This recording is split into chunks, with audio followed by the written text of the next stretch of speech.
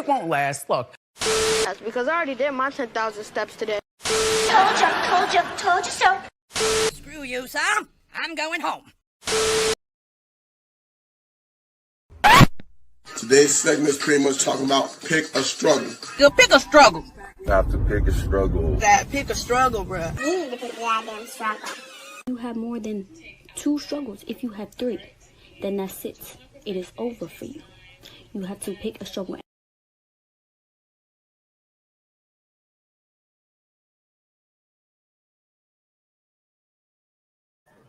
Are we live? Are we live? Are we live? Are we live? There we go. Okay, we working. We working. Okay, it's working. Let me check Facebook. Let me check Facebook. Hold on. Hold on to your love. We are live. We are live. We are live. We're going to wait a couple of seconds. Wait a couple of moments. Make sure people are tuned in. Hold on. Okay, it's working. It's working. It's working. It's working. It's working. I want to say congratulations to us. First of all, let's say congratulations to us because I am able, or we are able, I should say, we're able to do Facebook and YouTube at the same time. I'm kind of happy about that we are live on both, so that the people, because I remember the last live that we did, people were like, "Who you talking to? What's going on?" And we were like, "Oh, it's people from Facebook. Oh, it's people from YouTube or whatever." But now people from YouTube and from Facebook can see each other's comments, all at the same time. That's what I'm glad about. I'm glad about it. And so we are streaming live from StreamYard. And I was like, okay, let me go ahead and pay the upgrade so that we can do both at the same time. We ain't got to record one and do all this other stuff from different devices and all this other stuff. We ain't got to do all of that no more. We can do both streams at the same time. Now, give us another minute. We will have another stream from somewhere else. But for now, we're mainly on YouTube and on Facebook. So now we are able.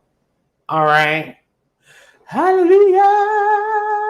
We are able to do both at the same time. So now I'm waiting on LaBrie to get here because she just got out for work. And that's one of the reasons why we haven't been live in a minute. Okay, we missed a couple of shows, and it's only because we were trying to figure out, what's the word I'm looking for? We was trying to figure out how to go live because we both have jobs. We both, because YouTube and Facebook ain't paying us yet. All right. We ain't that popular yet to where we can both quit our jobs and just do this full time all the time. So we were trying to figure out, okay, well, girl, you off this day, I'm off that day. How we gonna do the show? That's what we've been trying to figure out.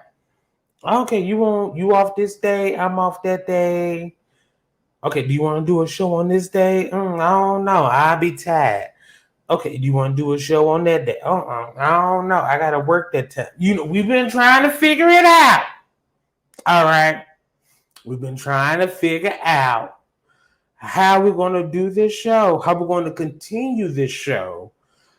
The fact that we both got full paying jobs, since we're not getting paid to do this. All right. We are not getting paid to do this. We're doing this because we love to do it.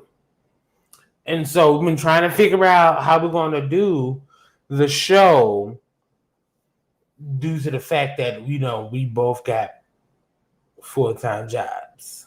Because Facebook, YouTube, Twitch, Twitter, all them folks, BGC, Christian Mingle, they not paying us. So they not paying us. So we've been trying to figure out what to do and how to do it. And so we put up on there that we was going to go live at 7:00. Here it is, 7:05. And so we are live, and I'm waiting on LaPree to get here because she just got out for work. Praise be the Lord that she's working and all that stuff. But we went for her to come into the building, and then we'll talk about some stuff. But before we get into, y'all saw the screenshot, so y'all know what we're going to talk about. But let's catch up. How y'all been doing? What y'all been up to? How y'all been? I've been good. How y'all been? Okay. Oh, how y'all been? What y'all been doing this past couple of weeks? Who y'all been doing this past couple of weeks? All right.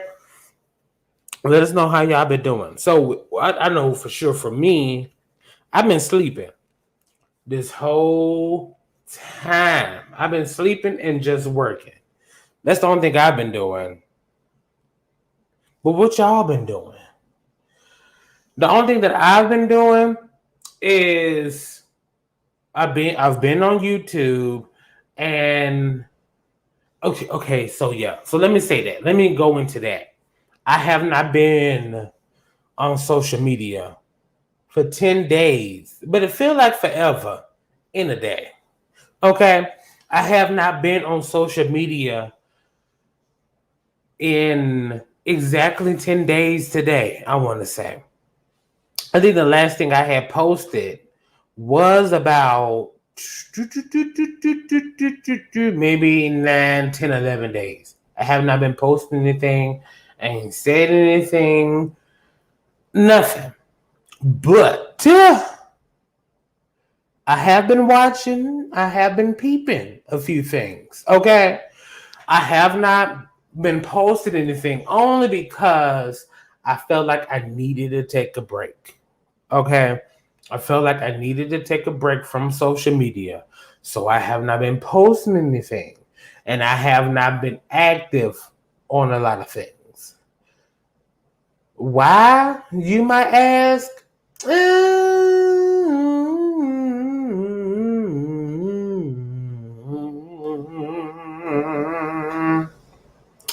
Every now and then you do need to take a break from social media. Let me say that. Every now and then, you need to take a break from social media. All right? Every now and then, you need to take a break. There's nothing wrong with taking a break because social media has, how can I say? Social media will have you feeling a certain type of way, and social media will have you feeling a certain type of way, and social media will make you do some things, feel some things that you would not normally do or feel. It's open. Is that who I think it is? That is LaPree in his house. Let me go change my shirt. No, you ain't got to worry about it. We ain't on camera. Oh. What was I on camera? Because I'm trying to find a better camera. So we just doing Yeah, it's just audio. That's it. You all right? Even though you got the colors on. I know.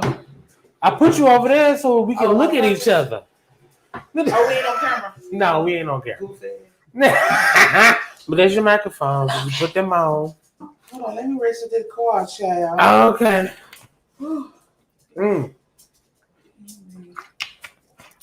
I don't know why it's acting funny like you don't want to pull up. Right. So the pre just made it in. Well, I like your bob. Thank you. I don't. Why? Because it's not the type of bob that I wanted, but it'll work for now. Who did it? It was $20. I said, who did it? Not how much? The manufacturers of whatever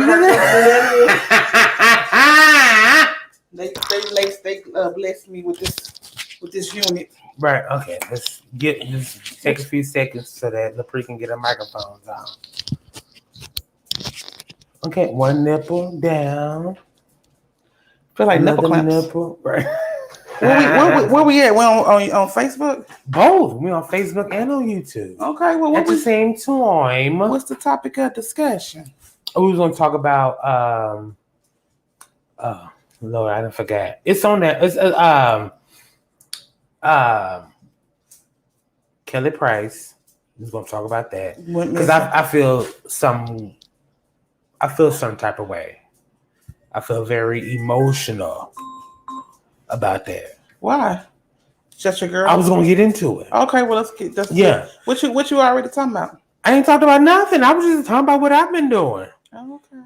I ain't been on social media or nothing, and that was it. Okay.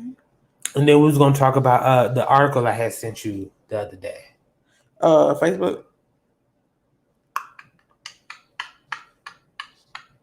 So. It wasn't a Facebook article about the white man. Oh, okay. Okay. Yeah. Gotcha. Those are gonna be the only two things because I think mainly we was gonna talk about what we've been doing. Okay. All right. Well, you can. And then I had said why we haven't done a show in a couple of Sundays. Okay, that's all on me. I'll take the blame for that. See, I wasn't even going to say that. But we gonna be transparent with our audience. Can you pull up the website though? Because I can't get it. I can't get Which it website though? The PB Guest. Oh, okay, yeah. Yeah, I can't. Okay, I'm gonna see if I can find it. All right, y'all, give us a second because my apartment's due tow. Soon, I'm finna figure out how LaPree can. You didn't park backwards in, right? Okay. I remember from last time you was like, somebody got told doing that. I said I ain't finna do that. Oh, you got some rum. You got some rum? Some rum. Oh, go ahead. And some watermelon. Yeah, you want some? I probably will. When you get the watermelon and why? From my new job, and I got half of it because it's real personal. Okay. But I'm gonna go ahead and talk about it. So, just to give y'all a fair warning, it's real personal. So, I will watch Jazz poop, and her poop lately has been really dry, and I heard that watermelon would help. Yeah. So I bought a watermelon for my job, and then I carved half of it for her to eat. She ain't eating it yet. She won't eat it? No. Even though I've seen videos where dogs love watermelon. Is she drinking water at all? Yeah, she'll drink water, but it'll still come out dry. Is it dry and white and chalky? Brown and chalky. Seven went through that, and the doctor told us what it was. What did he say? I have to ask Pinky. But his was white, so I don't know if it's going to be a difference or not. But see, Jazz will be brown and white. So they was like, how do you hydrate your dog? And it was like watermelon would help because it's, something they can eat. And because it's full of water, right? They can hydrate themselves. So I was like, oh, okay, well, let me buy a watermelon. And her butt won't even eat it. No, you see the bowl full of it? I thought that was carrots. I'm not bad. Just don't eat that watermelon. Go run down over to eat that watermelon. You're trying to get some hydrated. Go on, eat it. Exactly. But she ain't ate nothing else. And then go over to eat that watermelon now. Go on. You know what? She looked like that dog off that PBS cartoon. What cartoon you talking about? What's the name? I'm gonna have to Google it. There you go. It pulled up. Okay, good, because I can't find it. Why was it? When I pulled up, it was like no internet where? What? He got us messed up. I'm pulling up on internet for your ass. Okay, let me. Into who? I said go eat that watermelon. Why are you over there eating something else? But yeah, I got some chicken and rice and stuff for her to eat. But I was like, I feel like I'm really dealing with a 4-year-old right now. You absolutely dealing with a 4-year-old because she is 4. She don't want to eat it either. Yeah, I was like, you got to eat that watermelon, and you're not getting enough to eat until you eat the watermelon. She probably just like she licked it one piece and was like, no. I wonder why she don't like it. It's sweet. I don't know. Maybe I picked a bad watermelon because I ain't tasted it. No, I just cut it today. Maybe because it's maybe because it's too wet. She's like, I ain't gonna be able to do that. I don't know. I ain't figured it out, but I was like, you're not getting enough to eat until you eat that watermelon. Which is, you better eat that watermelon. Your little stomach gonna be growling. She's like, don't say nothing to me. Right. She was like, I don't care. Leave me alone. I'll eat when I want to eat. B-E-I-G. Oh my goodness. Okay. Okay. So we ready? Oh yeah, we've been live. I'm kind of glad that we're not on camera today, because I feel like I really want to like get drunk, and I don't want nobody to see me. I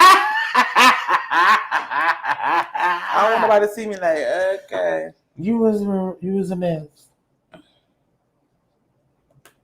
So yeah, I can deal with the audio. Okay. Anyway, so that's good. You go first. It's I ain't said nothing. I was say something. What? Whatever. Well, no, because I was saying while we ain't been alive in a couple of Sundays and while we're going live today, I was saying that we were trying to figure out, because we both have different work schedules. We was trying to figure out when to do the show and all this other stuff. That's all I was saying. And then you came in and said you was going to take the fall for that. So I was going to let you speak. Okay, well, I'm going to take my reasoning why we haven't done the show. Because Dre has been available these last couple Sundays. What am I looking at? I didn't want to do it early in the morning, y'all, because I just started this new job and my only off days are Sunday and Thursday. And so that sucks. I know. And I didn't know your days was like that. Horrible. I have not worked a weekend in over 10 years, and I ain't trying to be funny, but I haven't. So working weekends for me is once you get used to it, it's like I don't want to do it. I don't want to do that no more. So Sunday, this past Sunday was my first day off in over a week, because I had went from my training schedule to my new schedule, which started Saturday.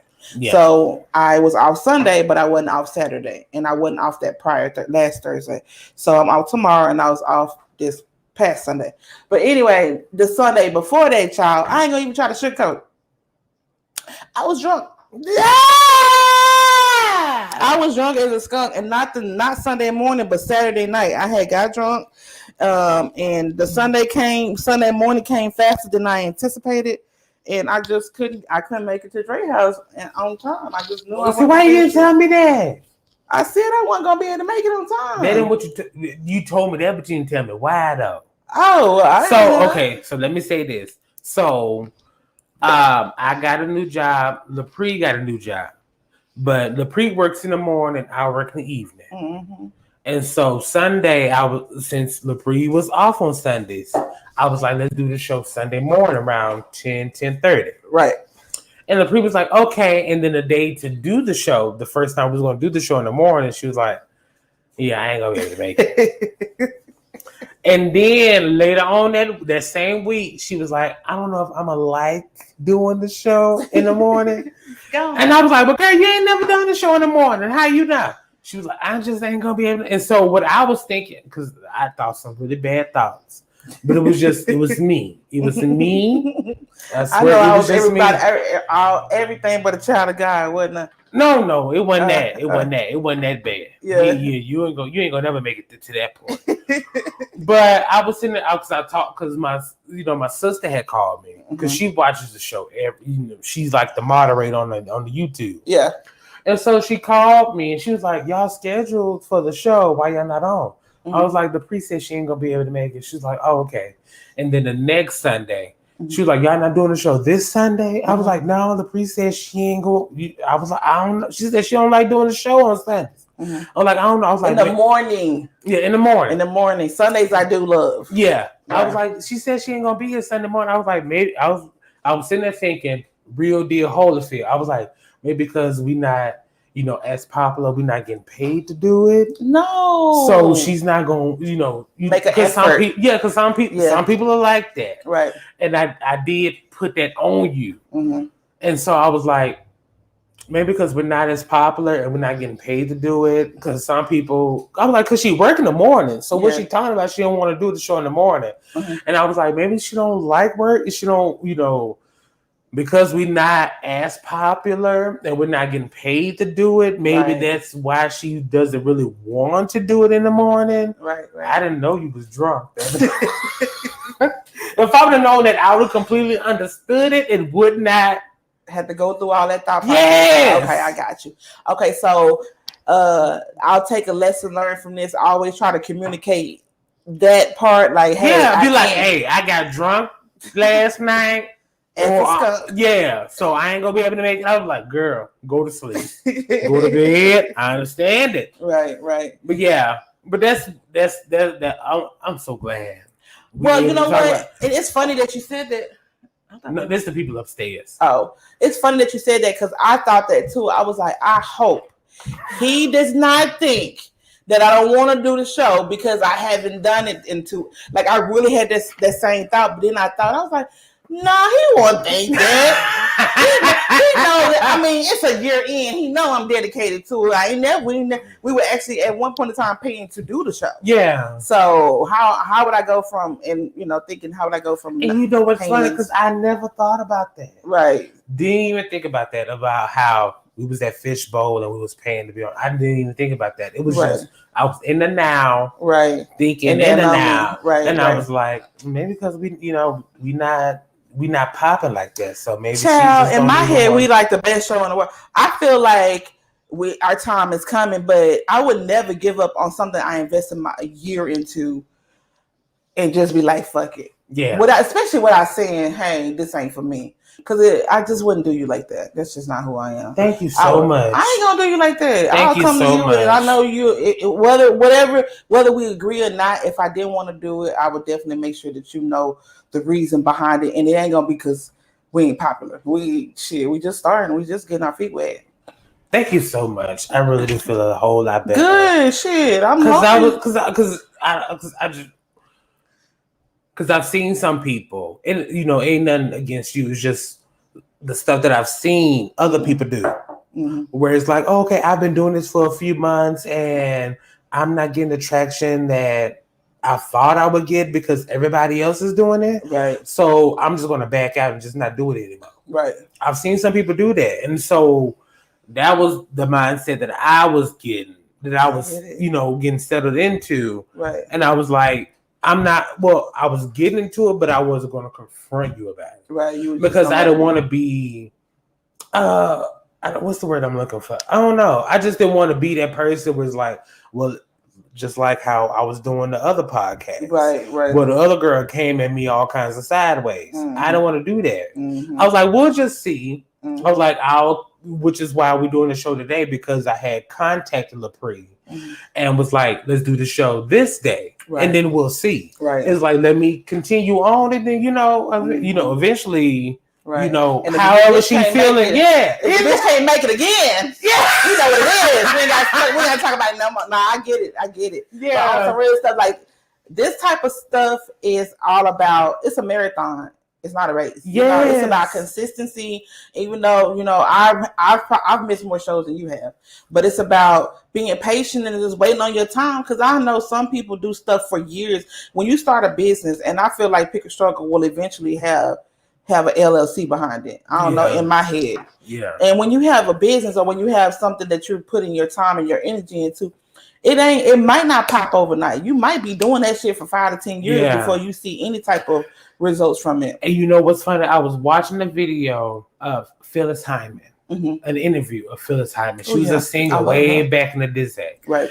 And she was doing an interview and somebody asked her, "How do you feel about this overnight success?" And she said, "Oh, I just love how people think that success is overnight." She said, "No, I've been doing this for a minute." Right. And so I love the fact that she said that, because success does not happen overnight, especially when you're doing this social media thing. You know, for So some many people it might happen, but for other people, they gotta, not work harder, but they got to go about it a little bit longer than most people. Especially like you starting from scratch, and then our demographic is like all over the place. Yeah, because you and I are like two different ends of the spectrum. Like you're younger. I ain't gonna say I'm older, but I'm older than you. I got you about over a decade. So our demographic gonna be different. So I'm gonna probably bring in a certain group of people. You're gonna bring in a certain group of people. So with that being said, it's gonna probably take us a little bit harder because we ain't all going for the same group of people. So I get that, and I knew that whenever we first decided, when you came on Facebook and said, "Hey, I need a co-host," the day that we went to meet with Sammy and we talked about it and we decided our name, I knew at that moment that Pick a Struggle was going to be a part of my life until, I see it through. Whatever that may be. You got to see it through. Right, whatever that may be. So I don't want you, going forward, I don't want you to ever feel like, oh, she not sick. Because it will be, I'm going to miss again. Because I know Lepre, like I know myself. I can't sit up here and be like, I ain't gonna never miss another show. I ain't gonna never, because I know that it's certain things I want to do, and it might conflict with my schedule with Pick a Struggle. But I'm going. It's always a priority. And then I know you got kids, right? 4 of them. 4. Even though sometimes I would joke and say she got 12. I know she got kids, and I know she's trying to work. She's trying to survive. So that was another reason why I was just like, I wasn't like on you. Right. It was like, let me just, let's play this thing out. Let's see what's going to happen. And I'm glad I did. Good. I am glad you did too, because I would have been so mad at you if I would have got an email like your service are no longer. You no longer need this service. Pick a Struggle has now have a new co-host. I would have been mad, but I have been getting a couple people I've been getting some people. Now I'm gonna say this: these people they don't have any businesses or any brands or nothing like that. But every time I tell somebody about the show, they always want to be a guest. So we'll get to that later. We'll figure it out. Trust me, we have not disregarded y'all, right? But we will figure it out, right. Just like now, we figure it out, and then. The longer we go, the more stuff we figure out, the more stuff that we're doing. And eventually, we'll get to that spot. Okay. Let's get it. So, and I've already started making plans now. And it's so funny because I remember the last thing I had posted on Pick a Struggles page and my page was my zodiac. Yeah. And it was the Chinese zodiac with the Greek zodiac. One was the Scorpio and the monkey, and one was I do, and the other one's I plan. I think that's what it was. I seen it on there. Yeah. And so I was like, what's y'all zodiac? But the main thing is I do plan. We do plan stuff around here. So just because we ain't said, come on our show and yada yada. Just because we ain't done that does not mean we don't want you here. It's because we're planning some stuff. Right. Give us a minute. Yeah, we're trying to figure some stuff out. So I'm glad you're here. I have not seen you since our last show. I know. And then you done had a whole new baby. I know. Your little baby. You ain't told him yet? No, I haven't said anything yet. Was you not gonna say nothing? I was waiting for you to get here. Oh, well, my sister's still on the beans. My bad, y'all. So my sister had a new baby. My sister had a baby, and I'm so excited. I'm so proud of her. Oh, were you there when she my delivered? Sister? No, yeah, I know. But no, because okay, so I went to Amazon. I had bought like a whole headband to hold my camera phone. And because I planned on being in the room with her, but then the day before. She was like, because of COVID, she was like, she said, they just handed me this. Don't get mad. She was like, they just handed me this, and only one person can be in the room when I'm delivering. So, of course, she picked our mama. Oh, your mom. Oh yeah. What about yeah. her? What about the Girl, baby? nobody care. But she picked that mama for obvious reasons. Right, It's like, right, you know, yeah, who's going to deny mama? Right. The new grandma, because this is my mama's first grandchild. Mm-hmm. So who's going to deny her? And then she was saying no camera, no photography, no camera phones are allowed in the room. Is that a new rule? Yes. Oh, well, because I was stuck in back in the day where you can bring cameras in there. Right. And so according to the physicians, they were saying just in case something happens, they don't want it on video. Right. Like in case the baby doesn't survive or the mama doesn't survive, they don't want that. Right. And so I was like, in case they do something wrong, they don't know. That's really what it is. That's what I was thinking. Yeah. But she was like, nope, I can only have one person and no video cameras. And then she was saying, I'm only allowed 2 visitors. After she has a baby. Like only 2 visitors per calendar day. And that was because of COVID. So she has a baby, the person is in the room with her, and then one other person. Basically. Oh. And so I was the only other person that went up there. I went up there maybe a day or 2 after she had the baby, because she had a cesarean. I went up there and they was like, did she have any other visitors today? You know, or what happened yesterday? Right. Yeah. And then, a whole photo ID and all this other stuff. Oh, like they went through like some whole, like a lot of precautions. Yeah. And so I was able to go in there, and of course the baby was in there.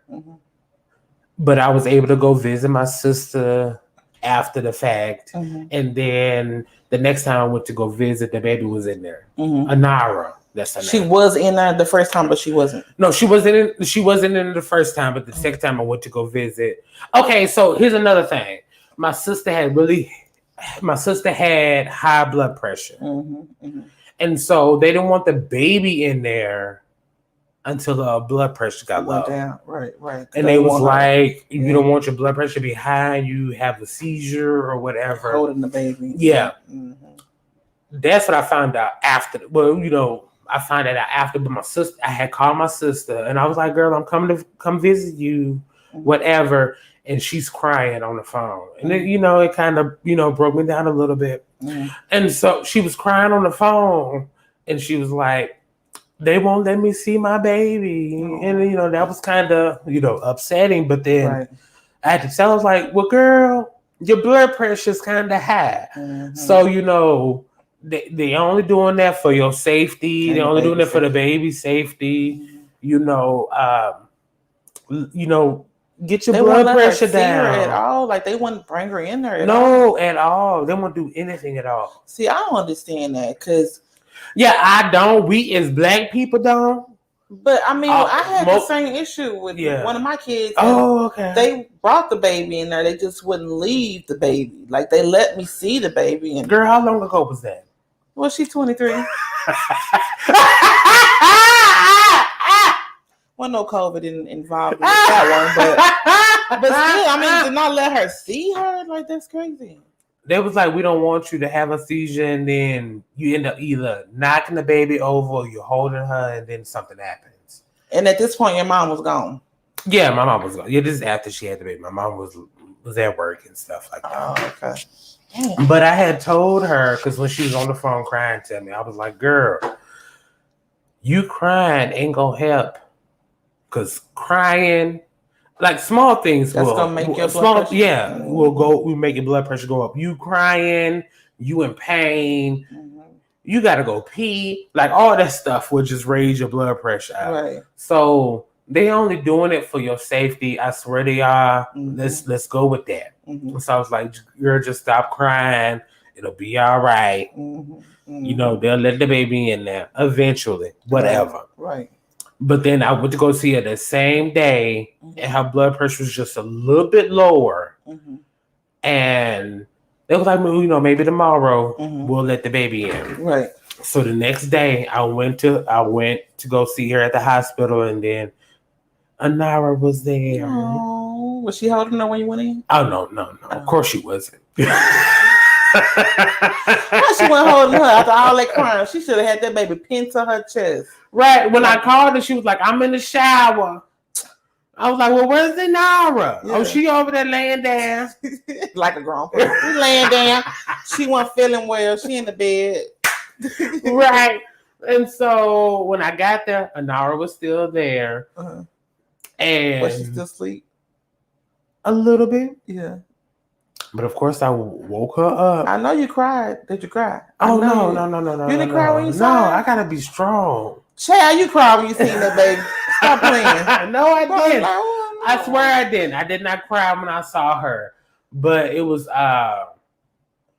really, really, really nice. And it took me back to when I first saw Misty. Because I remember Misty being born. And I was like, oh, just look at her. Right. And then my other sister, Tanaya, I was like, oh, just look at Nikki's just so little. And then Misty was really little because Misty was she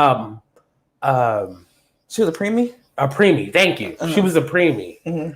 And so Misty was really little, like a pound bag of sugar. And then Tanaya was regular. But how big was she? I didn't even ask you. What was her weight? An hour, 6 pounds. Okay, she about an average size. How long was she? They took her out 2 weeks before she was actually ready. So she actually kind of big because she should have got a little bit more weight on her when she, towards But the when end. I saw her yesterday, I was like, "Girl, you didn't got big. You're not as wrinkly as when I saw you at the hospital." Oh, Yeah, she's so pretty. On her little skin. So I got some pictures. Let me see if I can, screen share them. What about Misty? How did Misty feel? Did she go see her? I don't even know. Why Misty didn't go with you to the hospital? Because when I went, yeah. Because I work in the evening, so when I went, it was after 10, 11 o'clock. Oh, it was daytime. Yeah, right. Oh, excuse me. 10, 11 o'clock at night, right? Yeah. Yeah. I'm trying to share a picture with y'all. Just give me a second. Let me share my screen. Yeah, she's so pretty. Oh, the baby. Okay. There's the pictures I have. Yeah, there she is. Look at her. She's so pretty. And then it makes me laugh because she ain't got no hair. She gonna have a lot of hair then. You know them little bald headed babies be growing up and having all kind of hair down their back. But it's so funny because we had talked about it. My sister and I had talked about it. It was like, how come babies ain't got no hair? It was like, well, Miss was born, she ain't never had no hair. Yeah. Well, it's the babies, the female babies that don't have hair. That might be true because my 2 girl babies was kind of, they weren't all the way bald, but they only had their little peach fuzz in the front. Yeah, look at around the sides. Oh, that's so pretty. Oh, she really bald headed. Does she got a little fuzz on the top, on the side? No, just in the back and in the side. And that's how Misty was. Really? That's how Misty was. And then look at her. This is when she first came home. Oh. They had a little. She got a little outfit on. They had a week birthday. Ain't she looking? She's so alert. Oh yeah, they did a whole test and it was like, oh yeah, she's up. This is when my sister learned how to swaddle. Okay, yeah, that's baby. That's swallowing. Yeah. And I like the little animal print. That swallowing is the yeah. Right. That's what's up. Yeah. Let me see. Oh no. When I learned how to swaddle, that was the best thing that ever happened to me. Right, but she ain't swaddled no more because I went over there yesterday. No, my sister ain't doing it no more. I'm giving y'all at the hospital. Oh, she looking at you. I think I've seen that one already, but she looking at you. Right. Hey. She's like, I know you. Right. I heard that voice before. Right. I heard that. Here she go. Look at her little fingers. Did you give us some sugar? I know you. No, I didn't. I didn't kiss her. No. I know you wanted to. My sister, she did a whole bunch of kissing. Did Oh she? no, I don't want to show that picture. That's the picture of me. Oh Lord. I didn't want to show that. But no.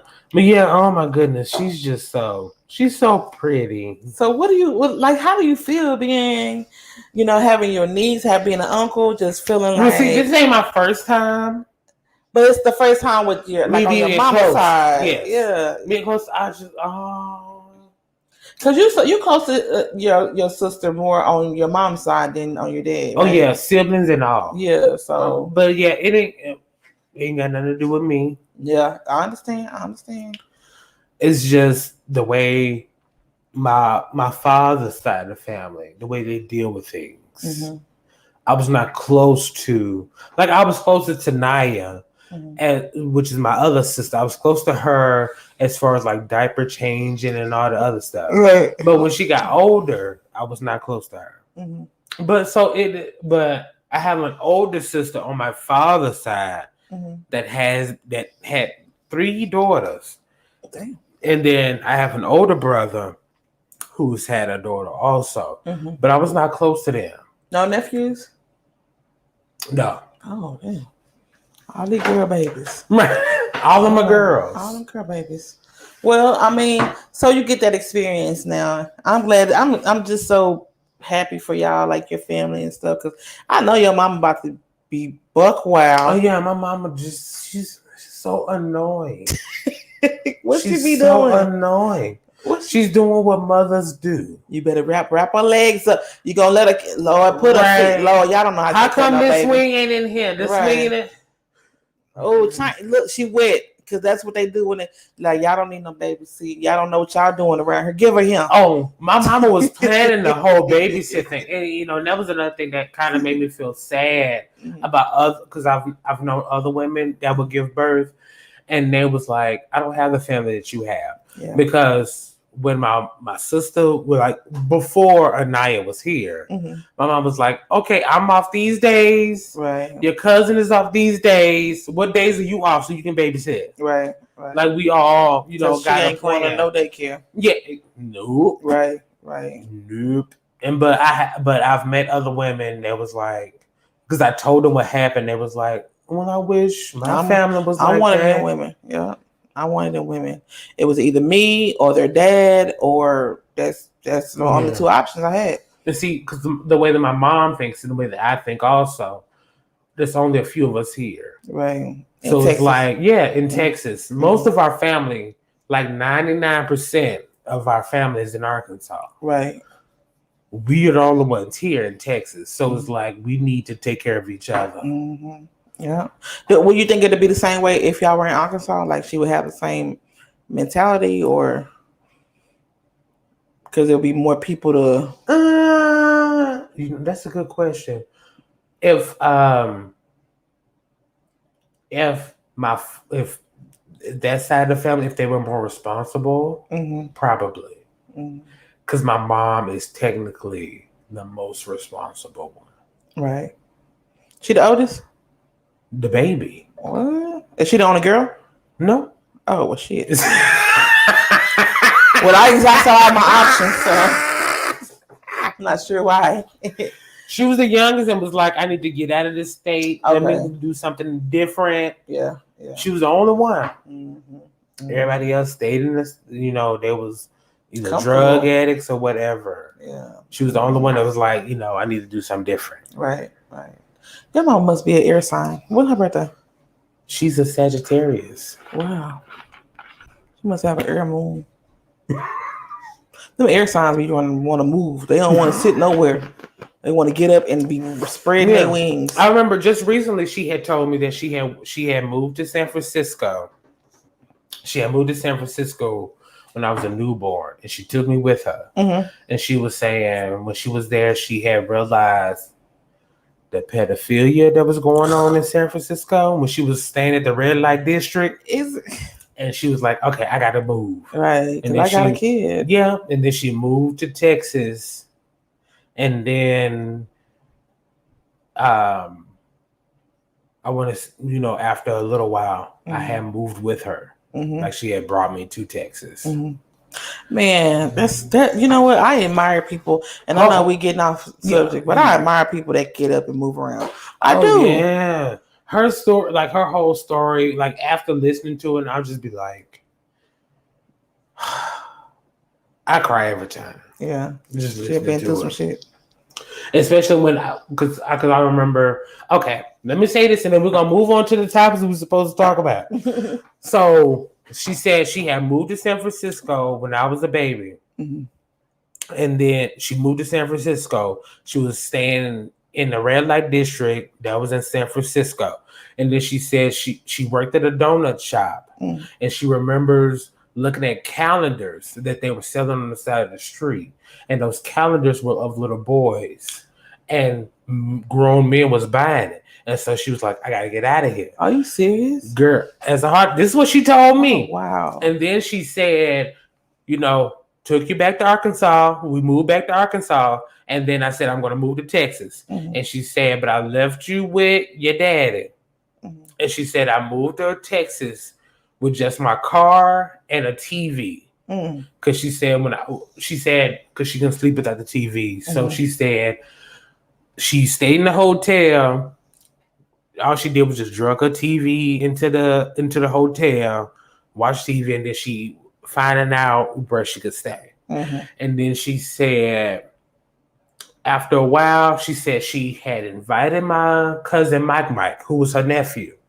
She said, I invited him to come to Texas with me and stay. But before he could move, he got murdered. And I remember going to his funeral. That was my cousin Miosha's daddy. She said, I remember him telling me he wanted to move here, but then he ended up getting murdered. He ended up getting shot.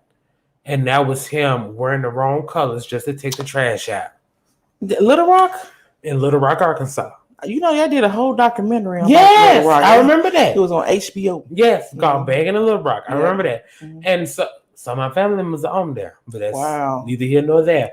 And so she said, that was kind of upsetting to her. And then after that, that's when I moved to Texas with her. She said I wanted to come to Texas with her. She had no babysitters or nothing. And she was like, but you came here and then... Yeah, y'all here now. Now we're here now. Wow. That's amazing.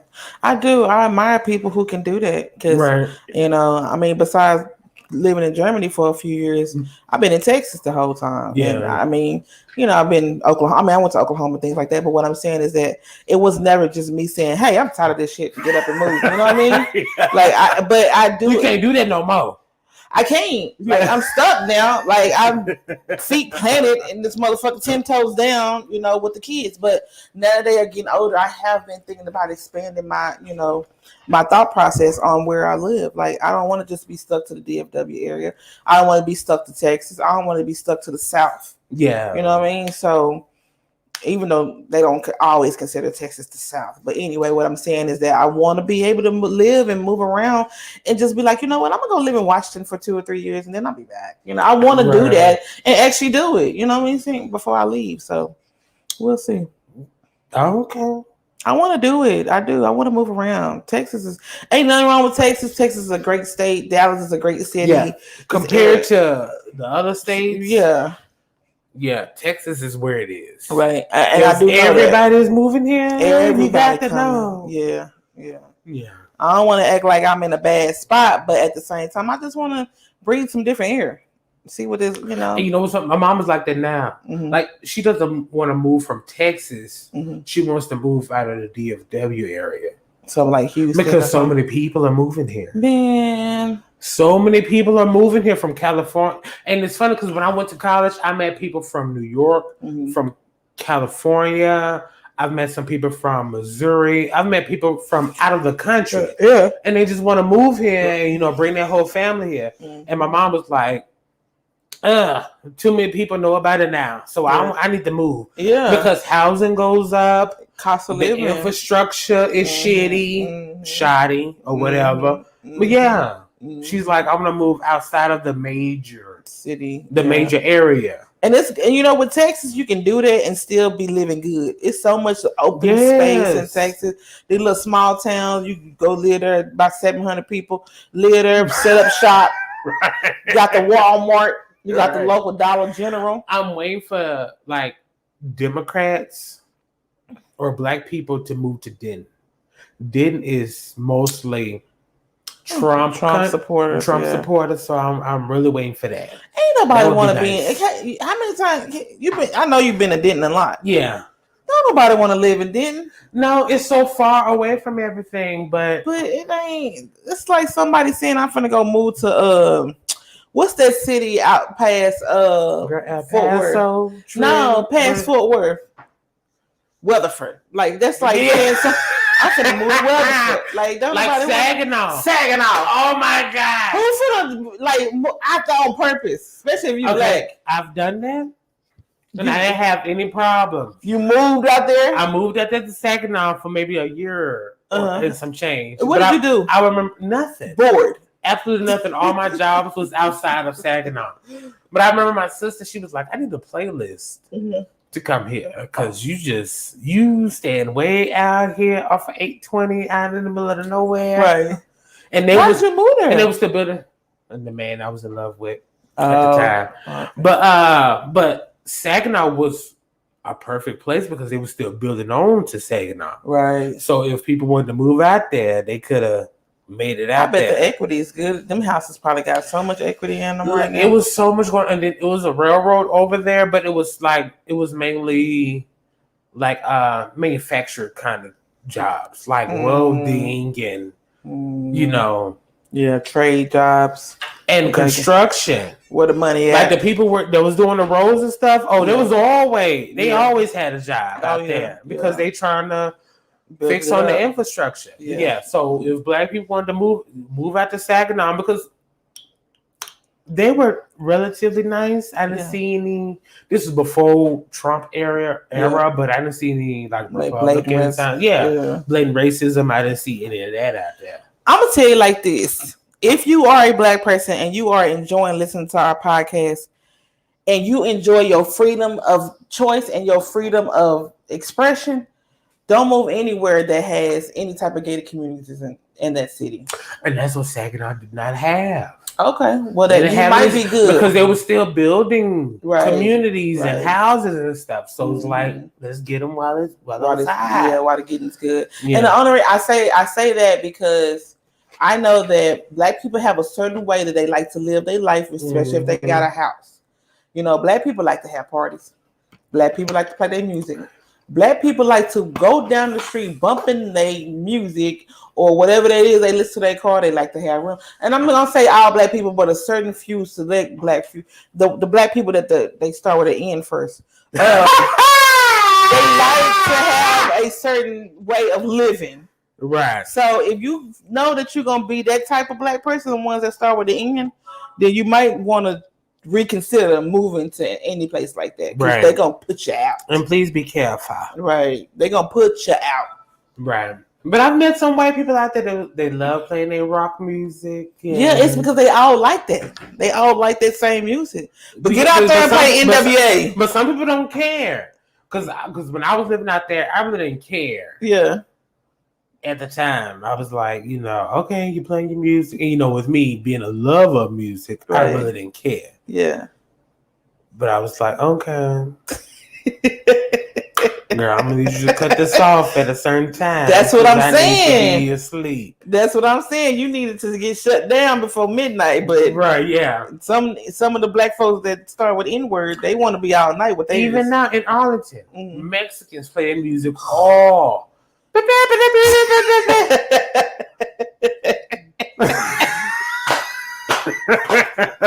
Wake you up out your sleep. Girl, I don't care because I'm just okay. I'm gonna let y'all do this, right? Maybe because I'm black and I know how black people are, right? So it's like, okay, I'm gonna let you do you. Y'all get away, I'm gonna let you do you. But girl, after a certain time, I'm gonna need you to, either simmer down. So like now, I will hear a little bit of it, but not as much to where it's like, oh, Jesus, I can't get no sleep. Right. And you know what? I hear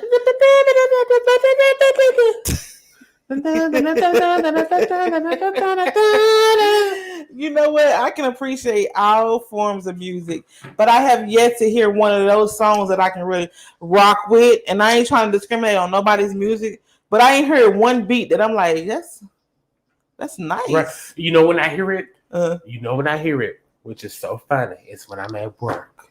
At work? When I'm at work, and because there's been one Hispanic woman that will play her music on the loudspeaker. Not on the speaker, doing the Girl, work, on doing work the day? speaker, and I'm just, and the music like, and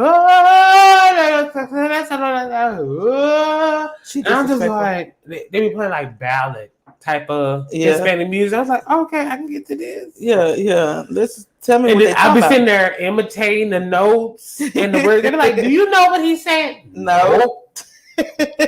But I can jam to this. I love this little, it. I know it ain't Enrique Mas, but I know what I'm hearing. I know what it is. But let's get into these topics. Let's get into these topics because we've been rambling on for an hour. Yes, and I gotta get to this store to get my prescription at 9, so I don't wanna. Wait a minute, what? I gotta get my prescription for my medicine from Kroger. Shut up! Why didn't you tell me that? I would have been done. Child, we got time. I would have been done. So okay. So one of the cases I wanted to talk about was Ed Buck. What's who? Ed Buck. Oh yeah, Ed Buck was the man I was telling you about. Okay, so my sister had sent me this. Because I went to my sister's house, the one who just had a baby, and we were sitting there watching Judge Judy, the news, and Maury, and what's other Jerry Springer and all that. Oh, I got it on here. Okay. And she was like, Andre, did you hear about Ed Buck? And I was like, girl, no, what the hell is you talking about? And she was like, no. She was like, you didn't hear about Ed Buck? Let me tell you about it. She was like, I'm going to share you the story and and she was like, I'm going to need you to research it and all this other stuff. So let's talk about little Ed Buck. All right. So little Ed. Let's X out of this foolishness. Okay, so my brother said the picture doesn't have any. Oh, he said no picture, only sound. Okay. What did he say? There's no picture, only sound. I'm gonna let him know that we know. Okay, yeah, we know that. So Ed Buck. Okay, before I get into the conspiracy, I'm gonna read y'all what Los Angeles Times had posted, and this is where I got most of my information from. So Ed Buck was convicted in July on drug charges and the charges of 2 black men dying in his room of overdose. So now, Ed Buck like that little he had jungle fever. I don't even know about that, and it's so fun. Okay, it's a little it's something else that I wanted to get into, but I'm not savvy enough on it, and it's this thing called race play. This thing about race play, I'm not too savvy on it, but I have heard about it. So race play is when white people fetishize on black people. And so they had this whole fantasy on me as a white person should pay black people back by doing these sexual things. Pay them back? In reparation. Oh, so I'm paying this black person back by giving them sexual favors. Yeah. How in the hell is that a sexual favor? Because you have some white people, or white men especially, they'll go, oh, black people are so smart, they're so intelligent, they've been wronged in our society, so let me pay them back in sexual favors. First of all, I need my money. That ain't never equated to enough money to make me happy. But there's some white people, some crazy, and there's some black men who don't mind that.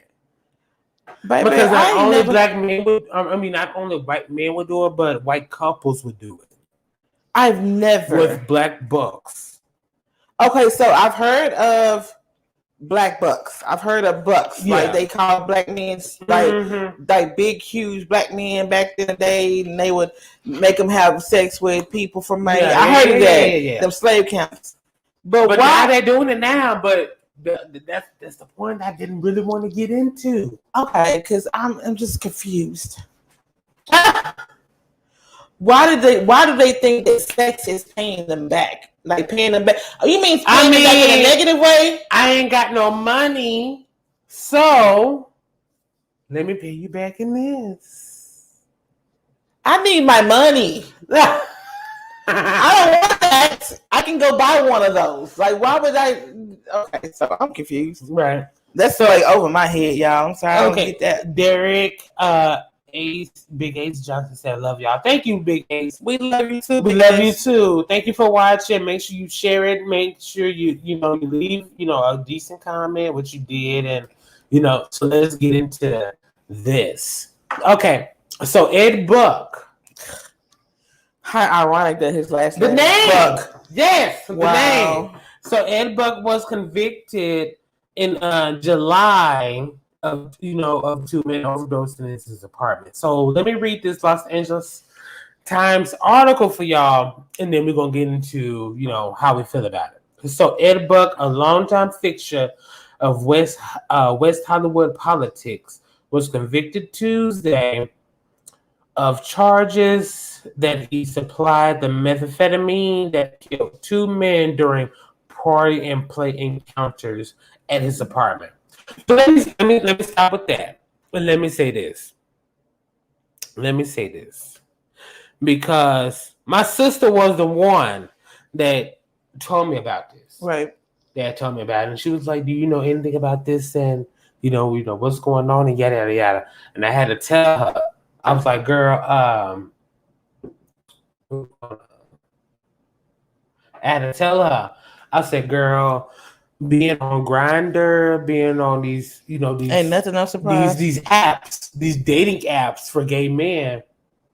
I knew about certain things. Right. I had told her that some men are into.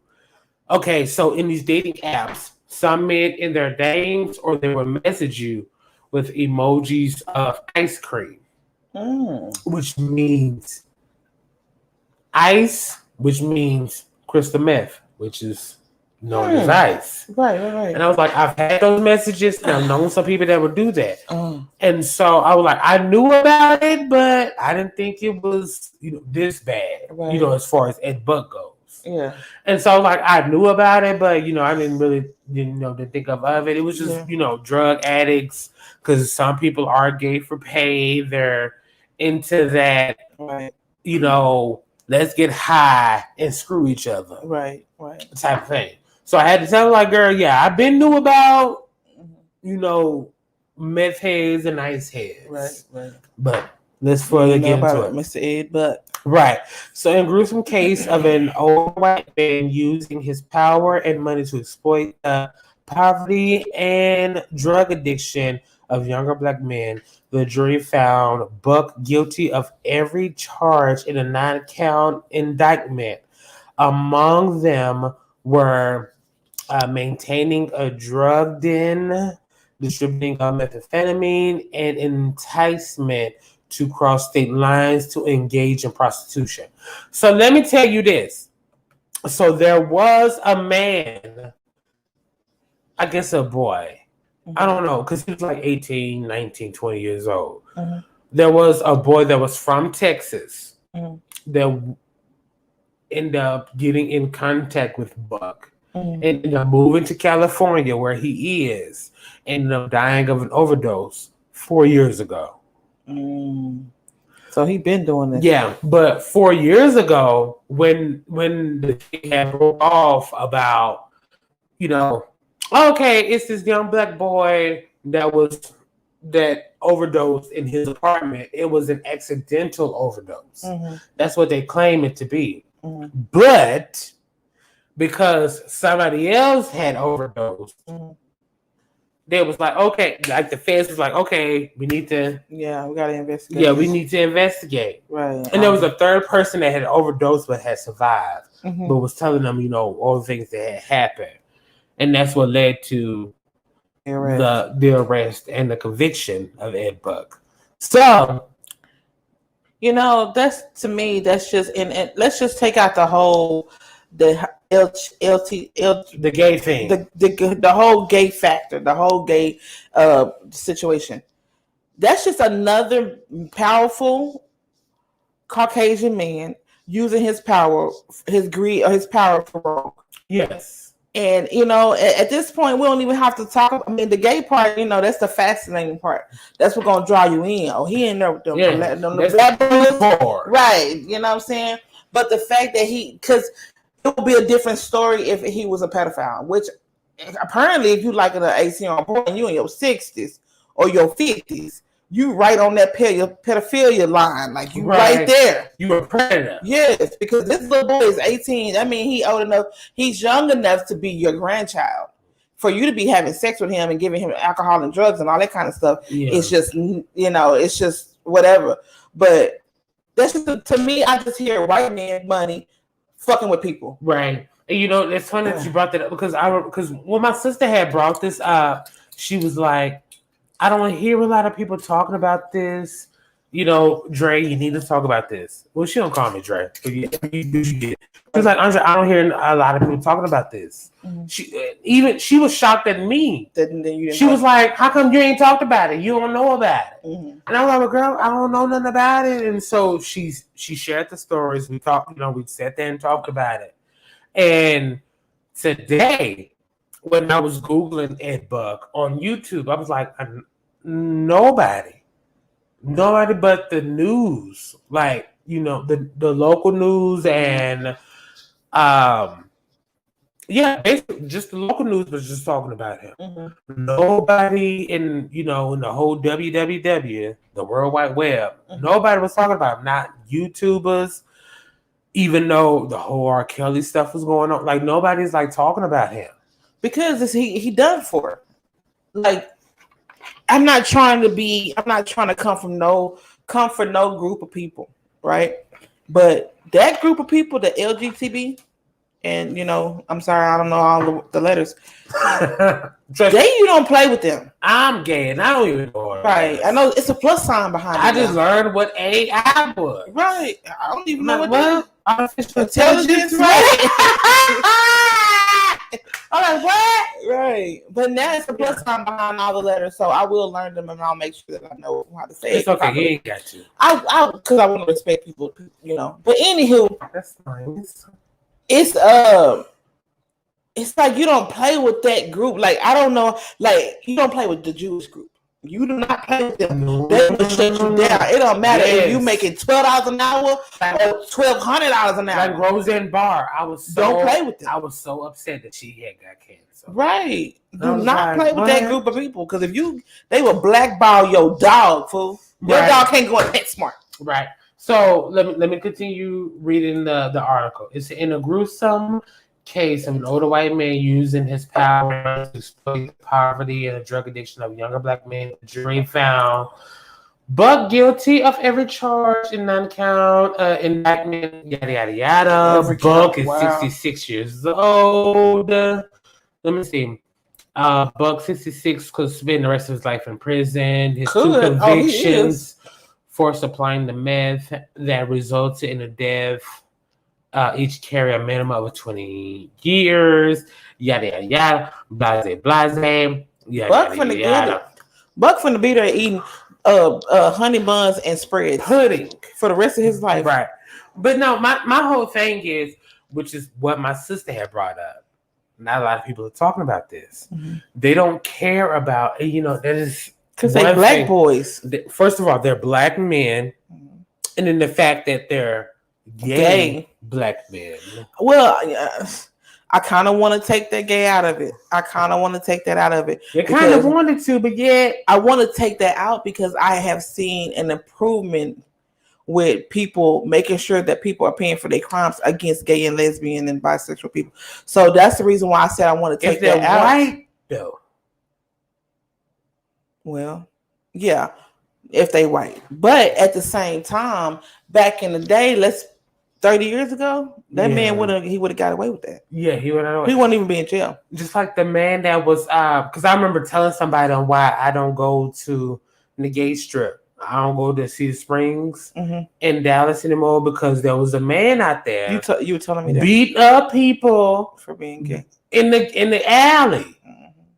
And most of the time, the people who do shit I against still don't know who the hell he is. girl, probably another gay man or down low man or somebody, you know. Let me find out. Let me see if they ever caught him. Because I don't remember them catching them. But go ahead. It's just, I'm just 30. I see a difference because 30 years ago, you couldn't even say no word gay and not be talking about happy. You better not never claim yourself to be gay. Or you're going to get beat up. You're going to get killed. You're going to get, harassed and everything else. You're going to get ostracized from your family. Your family ain't going to want to deal with you because they don't want no gay person in their family. Now people are serving prison time for hurting and murdering gay people. I can see an improvement. But like you said. And that's why I tell people I'm the only out gay person in my family. Yeah. I add the out part because I know personally there's some more. But they ain't gonna come out and it's perfectly fine. It's all right, but I'm not gonna out you. I ain't that type of fag. I ain't that type of fag to be like, oh, I know you. I knows it. Right? I know that. No. I just don't understand. I've always said this. I don't understand the whole coming out concept. I don't get it. Like, why do we have to? A friend of mine had told me that because I told him I'm an old gay and I've been out for some years, and he was like, "No, Andre, you was not outed. You were drug out." Yeah. And he has his own opinion about gay people being out. Mm-hmm. And he was like, we don't have that. We don't have the same sentiment as straight couples or straight people. So why is it that gay people have to come out? And even though I agree with that sentiment of gay people should not have to be outed or have to be out, but at the same time, you got to be safe out there. Right, but because there's been times where you think you're comfortable with a person and then you think they're gay and then come find out they ain't. It's like you got to be careful on who you are comfortable with and who you're able to share that information with. Right. So you have to be careful because some people will sit there and be like, "Yeah, I was cool with you until you came out as gay." I just don't get it. Dre, like it's just one of those things, and I think I've always been like this. I never thought, like when I used to watch shows about, like except for bi men. What? Except for bi men, because I know we got to talk about. We're gonna have to talk about that. We're gonna have to talk about that. But let me finish this. What I was trying to say. This train of thought. It does not matter. Your sexuality. It's just the small, and I'm going to say this, and I've been saying it for a long time, at least I know about 15 years. Your sexuality is the smallest part of your personality. Yeah. For me, your sexuality, like what you like to do in the bed. What about bi men, though? Because that was, okay, so let me tell y'all before we fully get into it. So we had got approached by Fox News Network about our stance on bisexual men and how we felt as if, because when I rewatched the video that we posted a while ago, we both had agreed that there was stimulations to it, right? When it comes to bisexual men, right? We're not gonna get into it now. You have to rewatch the video, right? But we both felt that in some cases, men could not be bisexual, and so we got approached by a Fox News Network guy. Or producer or whatever he was, and was like, "Oh, I heard y'all feel this way. What about it?" So he wanted to do an interview, or he wanted to do an interview. As far as I know, he only wanted to do an interview with LaPree, but I don't think so. I think he wanted to. I think he just said that because I was more adamant about it than you were, or maybe I said it first. Yeah, that's what he said. Because I was like, "Oh, okay, yeah, we do this and we do that, and I'm this person, And he said, Oh, it wasn't your co-host the one that said that men could be bisexual? So I assume that he only wanted to interview you. Right. But yet he has not contacted us since then. Right. Since I was like, here's Lapree's information. This is, what video are you talking about? But if she was the one that said it, here's her information. Yada, yada. He has not contacted us since then. So. We will see. We'll see. But the thing, no, you're Yeah. fine. No, because it actually ties into what I'm trying to say is that I don't believe that anybody should have to come out. Like the whole coming out thing to me is just crazy. Like we need to reevaluate the word coming out, because if you are having your own personal time with somebody and it leads to sex, whether it's a man or a female and you're male or female, that is your business. And I'm going to keep saying that, and I'm going to keep saying it, and I'm going to keep saying it. It might have something to do with the fact of the way I was raised. It might not.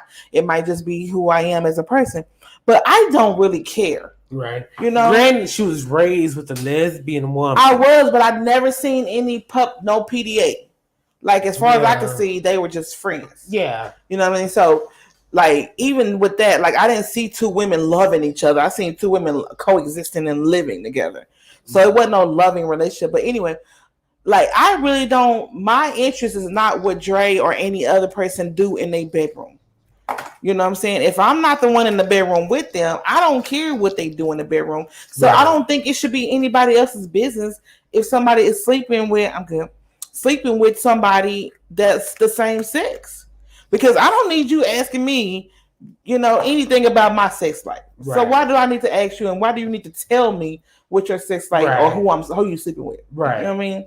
So that's my whole thing about the whole coming out thing. If this is a man and he likes to be with another man in a sexual way, in a romantic way, that is his business. If he ain't hurting nobody, if he ain't fucking with no kids, excuse my language, then leave him alone. That's my whole thing. Leave him alone. It's like, if we not, like, as far as gay men, if we're not messing with kids, right, or even 16, 17, 15 year olds, that line. Let us be. Right. Let us do whatever we want to do. And it's the men. I feel like the men have it the worst, because when a girl comes out as lesbian, oh yeah, for sure we got the worst. She ain't getting kicked out of her family. She going through a phase.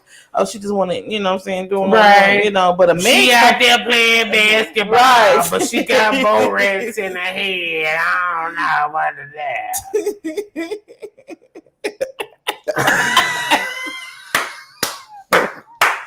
Right, I mean, that's exactly what it is. It's a double standard. She out there with a sports bra, but I'm gonna put a dress on her and see what she talking about. Right. It's a double standard, but at the same time, men get it way more worse.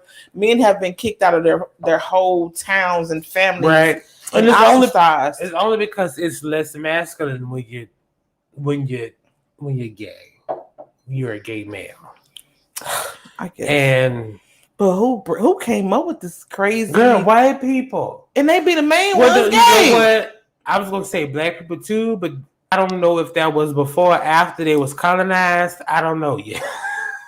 The thing about it too is that I hate to say this, and I need to get some research before I say it. What you about to say? That I'm not gonna say where. I'm not gonna even start saying that kind of stuff. It's crazy, because I was about to say gay originated here. I don't have nothing to back that. That was just gonna be something that I was gonna say. But I don't know. Was there any gay slaves? Let me say this. Even though with me studying Rome mythology, studying the Rome before they took over, and then with me studying Greek mythology, homosexuality was not a bad thing. It was just one of those things. Oh, okay, yeah. A man slept with another man. Okay, cool. That was part of the theology. It wasn't until even though we want to say Greek mythology was based on African mythology or whatever. Homosexuality was not a really big thing until Christianity and Religion. Western mythology Religion. was erected. Let's, No pun intended. Yeah, erected. Let me say this as far as my studies go. Because even though, I don't post nothing or I don't say nothing, that doesn't mean, I'm looking and reading and studying. So as far as I know, the hatred towards gays or the thought that being gay was a bad thing, it wasn't until Christian mythology and Western mythology was. When I say Western mythology, I'm talking about the USA. The Americas or the United States. Yeah. Like that's what I'm talking about. But Right. yeah, as far as being gay, not being gay, but having sex with another male was not a bad thing when you're studying the origin, the origin of mythology or the origin of religions. Right. That was not a bad thing. Even in when you look at Sodom and Gomorrah, they were not destroyed. If you actually read the context and actually know what they're talking about, Sodom and Gomorrah was not destroyed because they wanted to have sex with men. It's because of how they treated people. And sometimes, when it comes to sex, it can be as a power thing, going back to Sodom and Gomorrah. Right. So, homosexuality or men loving men or women loving women, it was not a bad thing until later on. Later on. But when you study original text and you study original religion and all that, it was not a bad thing. So this is my question. With all that being said, what's the I mean, you could have sex with a man and not give a care about him, right? A woman can have sex with another woman and not give a care about her, but could love another woman wholeheartedly and take care of another woman and love another man wholeheartedly. That was in the Bible. So why is that not wrong? So why when we add the sex, that's when it's wrong? Yeah, that's the crazy. It's due to misinterpretation. That's the reason why I don't follow religion, because it's like one contradiction after another. Yeah, you know what I'm saying? Who's to say? I understand why heterosexual sex is important because of procreations. But homosexuality was in the Bible and nothing was shunned upon it. It was two leaders that I cannot think of their names. I cannot think of their names. But the Bible scripture does say that man had loved another man the same way he loved a woman. And that's what I'm saying. So if we're going to call it wrong, it needs to be called wrong on all levels. So that means men having best friends, women having best friends, because sometimes those relationships are stronger than a sexual one. Which is so funny because I just love how girls who are friends with another girl, they'll be like, that's my girlfriend. That's my girlfriend. But if you a dude talking about another dude and say that's my boyfriend, it's bad. Yeah. Like, what? Oh, you gay. Are you sucking dick in the parking lot? Right. Okay, the baby. Right, yeah. So for me, it's more so just the act of sex that is being, that's wrong in the, religional spectrum. And then some people think that, because going back to Sodom and Gomorrah and going back to Sodom and Gomorrah, those men want to have sex with those men due to, I want to have power over that man because emasculating him was a form of power. So people took that as if that was being homosexual. It's like, no, those men want to have power over those other men to display their masculinity. It wasn't I'm in love with this man, so let me have sex with him. No, that was not the case. Right. It was man wanted to have power over another man in a way that they can display that Right. was emasculating him by having sex with him. Right. By but that's having butt sex with him. Not the butt sex. Yeah. But I mean, honestly though, if you look at heterosexual sex, it's the same way. Because whenever you have sex, men and women when they have sex, and I'm just talking about straight sex, not no kinky back shots, all that. I'm talking about like straight, the man on top, missionary, which is the most, most people start having sex in a missionary position. So the man is pretty much giving that woman. He's giving, I'm on top of you. I'm in power. I'm taking away your power. That's funny because it's the same thing with the older men having sex with younger women. Yeah. Which goes into our R. Kelly thing. Mm-hmm. Which is men do have sex with younger women for power. Mm-hmm. I believe and procreation and all that stuff forth. comes after. Yeah. But it does come with that.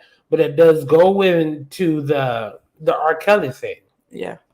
The way that R. Kelly was dealing with those women was, he liked to have sex with younger women, but that's kind of for people who don't understand it or people who not keen to the shit. But an older man having sex with a younger woman is for procreation and for a power thing. Mm-hmm. And if it's not for power, it's for a procreation thing because younger women tend to be more... They're able to get pregnant. Yeah, they're able to get pregnant. Mm-hmm. Mm-hmm. You know what I'm saying? Mm-hmm. And then like you said, I remember you said this in another episode that we had. It was if R. Kelly was born in a whole nother time, we won't be having this conversation. Mm-hmm. And I used to hate to say that because people be like, "That's fucked up to say," but it's real. Yeah. Because if he had been born 60, maybe even 70 years ago, R. Kelly would not have been in jail. No. He would not be $2 million in debt. Nope. He would be out still making his music and doing what he's supposed to do. Yeah. So the only thing that changed, pedophilia didn't change. The time changed. The laws changed. So those pedophilia minds are still the same minds that was back then. Just like Elvis and he married a 14-year-old and he's still what's his name? He's still the king of rock and roll. The one that came with Great Balls of Fire. Oh, Jerry Lewis. Jerry Lewis. And then what's the other one name? The black guy. Chuck Berry. He used to mess with another one. Yeah, he used to mess with young girls. Girls, like being in, like older men being involved with young girls was not. It was I ain't gonna say it's the norm, but it was more accepted. It's like, oh, you got your little young thing. You know what I'm saying? Go and get her pregnant. And then let's say even now and today, there are a few states in the United States where you can get married to someone who's underage. Yeah, 17. Yep. 17, 16. Someone who can give. Legal consent. Mm-hmm. So I just, that's why I went all the way into that because it's like it's a contradiction. The law, and I was talking to a friend of mine, and we were talking about the law and the perception of the law. When you look at all this and you put it all into perspective, like I was telling you, that man 30 years ago, he was Ed Buck. Wouldn't be in prison. No, he wouldn't be in prison. He wouldn't be going to prison. Right. And that's just 30 years ago. That means it was in our lifetime. Well, maybe not yours, but that was in my lifetime. 30 years ago was in my lifetime. So that means that if it was, back then, we would be reading about this man who done killed 2 black men in his apartment or found 2 black men dead in his apartment. And he's just an innocent bystander. They came over there to get high. And he was trying to help them out, get them a place to stay, and they overdosed. That's what it would have been. And let me say this, because this is one thing I wanted to get into, but we kind of got lost. I think we actually got found in that subject because that was. No, I'm talking. We got lost in the conversation. Oh, okay. Yeah. So Ed Buck. So Ed Buck was okay. Let me say this. As let me show this back up so that people know what we're talking about.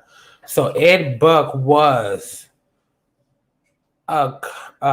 he did a lot of contributions to the Democratic Party. And then the last DA who was a Democrat did not file charges. Mind you, the first case, which was the first death of a black man that was found in his apartment, that happened. And then the DA, who was a black woman and it was a Democrat, did not file charges. But her neglecting to file charges caused her the re-election. So she didn't get reelected. She didn't, yeah. And then here comes this new person. And then they went ahead and filed charges because a second person was found dead. And then it was the anniversary of the first guy. Wow. So he created black men at the same 4 time. years after. Wow. 4 years after the first guy had passed. The 18-year-old. Yes. Wow. And then an older guy who was also black was found dead. And then there was a third person who had overdosed, but he was able to survive and was able to testify in the court. And he said, when I overdosed, Ed Buck refused to call an ambulance and call the police. And I had to go to a gas station and call an ambulance to come get me. So he was functional. Yeah, he was functional enough to to do that. Yeah. But the whole thing is, because we have brought up cases where Republicans were these kind of pedophiles and all this other stuff, Right. or predators. Right. Now we're seeing it that Democrats are following in the same tradition. Ooh, are you okay? I'm sorry, y'all. That went down my windpipe. But it was just so funny because the last district attorney, who was a Democrat, totally forgot her name, but the last Democrat, she was like, I'm not, it gives me, not Weinstein and Epstein, but it gives me Epstein vibes. It gives me those type of vibes. Where, okay, I'm not going to press charges on this person because somebody higher up told me not to do it. Some real Woody Allen type of shit. That's the part that makes me so frustrated with the justice system, is that it don't really matter at the end of the day. It's it's who you know and who you do. That's right. What it is. Who you know and who you blow. Yes, that's all it is. Because she didn't file charges because she knew someone higher up who said don't do it. Right. And mind you, this woman ran on the campaign of being tough on crime. Oh, wow. And that's the crazy part, is like, why are you in that? Why are you is she the DA? District prosecutor, yeah. So why are you in that field if you don't? Jackie Lacey, what's her name? Let me say that so y'all know. Jackie Lacey, what's ridiculous. Her name? You know what? It's just ridiculous. It makes you lose hope in the justice system, because like if somebody say, you know what, fuck that black woman or fuck that black man, he gay anyway, then what you doing? What you got? And that was oh girl, I did not tell you. I totally forgot. I don't know if you read this in the article, but I totally forgot to tell you that. Guess who Ed Buck's defense attorney was? Guess who his attorney was? Girl, do not tell me somebody that was from the OJ trial. Yes! Do not tell me it was somebody from OJ. Yes! Christopher Darden. No! You know what? You know what happened? I'm going to tell you what had happened. He watched that miniseries on FX. Yeah. And he was like, I'm going to bring my name back. They got me fucked up. I'm sorry, because they did him wrong on that FX miniseries with Cuba Gooding Jr. They had Chris Darcy looking like a sucker, and he said, Oh, they ain't gonna do me like that no more. I'm finna give them this Ed Buck case, and I'm finna bring my name back. Bro, are you serious? But how do you defend Ed Buck but want to prosecute OJ? Well, he the same skin tone as you. Not even that, but it's like wrong is right is right. No matter what, across the board. Yeah. Right? Wow. How do you think that OJ is wrong, but you think Ed Buck is innocent? How does that even make sense? Depends on how he feel about blacks and whites and women and men and gays. Yes, it really got does. to be. Yeah. And you know what's funny? Because they did in the case, they did say they did try to defend Ed Buck by saying these are drug addicts and they willingly took meth and all this other stuff. But they had got, child, I tell you, they had pulled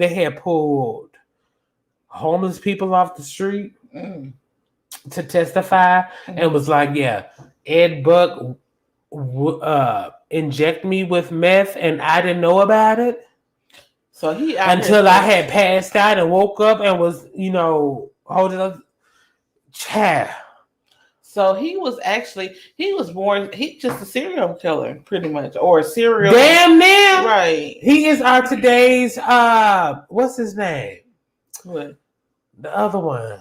The other Ted fag. Bundy? Oh. No, the other one. The one with the glasses. That was eating a black man. He was actually cutting him up and eating like the refrigerator. Dahmer. Jeffrey. He is our today's Jeffrey Dahmer. The only thing he didn't do was just fry him up in the pan with some onions. And man. And some cream of mushrooms. And listen, make a little gravy with it. That is not funny. I am not trying to be funny. Like, I'm not. Jeffrey Dahmer victims, but yeah, he just only one step away from that. Yes, he might as well have ate them. And let me tell you, I had saw some photos that I'm not gonna show on our YouTube or on our Facebook, but I saw cases. I saw the pictures from the case where he had black men dressing up in these long johns like slaves, had them posing in front of the American flag or the United States flag rather. Had their bulge sticking out, had their penis sticking out, touching them in all kinds of weird ways. Okay. So he's definitely a psychopath. Yes. If you have a sick buck/slave fantasy, it's just. And somebody said while they're taking the pictures, he referred to them in racial slurs. Yeah, I'm not these N-words, these whatever they want to say. Show me that nigga dick. I've heard that in pornos before. I ain't going to get some more questions, so I'm going to let that one go because I'm trying to see what genre you was watching. But anyway. Gonna came under my suggested video. It's none of my business. I'm not gonna do that because I have some questionable stuff on my Chrome as well, on my Chrome history as well. But I will say that anybody who does crime against a human being needs to be put in jail. I'm sorry. I know we have some people that listen to us who probably love pets and extremely inside the whole PETA part of the world, but. I love pets too, but humans, like if you take a human life, it's just like, to me, besides pedophilia, it's like the worst thing you can do. Yeah. Is take a life because people are born by themselves, but they don't. Like it. People are born by themselves, but they have people who love them. They have family, they have friends, they have so much stuff. So taking a human life is. To me, it's just unrepayable. Like, it's no amount of time you can serve in jail. There's no amount of things that you can do to rectify taking someone's life. I don't care if they was homeless. I don't care if they was middle class. But that's the thing, though. I don't think, okay, let me say this, even though I'm not defending him, but I don't think he did it on purpose, like trying to kill them. But at the same time, you did inject these people with these drugs. So unbeknownst to them, just to live out his fantasy. You can get somebody some money and they gonna dress up in like a slave. If Somebody you calling you on Duo. You want me to ignore it? let me see. Your case is so bedazzled. This one Okay. is sure. You can pay me a little bit of money, and I will lay on the cot for you with a little blanket that look like been sold by 7 slaves. I'm gonna do that for a little bit of change. You ain't gotta inject me with no meth. I'll put a little. But some people do it, and like I said earlier, there have been some people like using the ice cream emoji. Like sometimes you just don't know who's into what, and so he's a horrible human being. But well, he gonna serve out the rest of his little years. girl, I hope so. He going to pen. Even if he go to the pen for a year, that'll be enough. He ain't gonna want to be in there. Yeah, it's plenty of black men in that pen, and they gonna give him something, and he ain't gonna want it because they gonna all give it to him at one time. Oh, you like nigga? Man? You like nigga? Man? Okay, I got you. We got a lot of that in here. When we can all give it to you at one time, he gonna get his fill of nigga.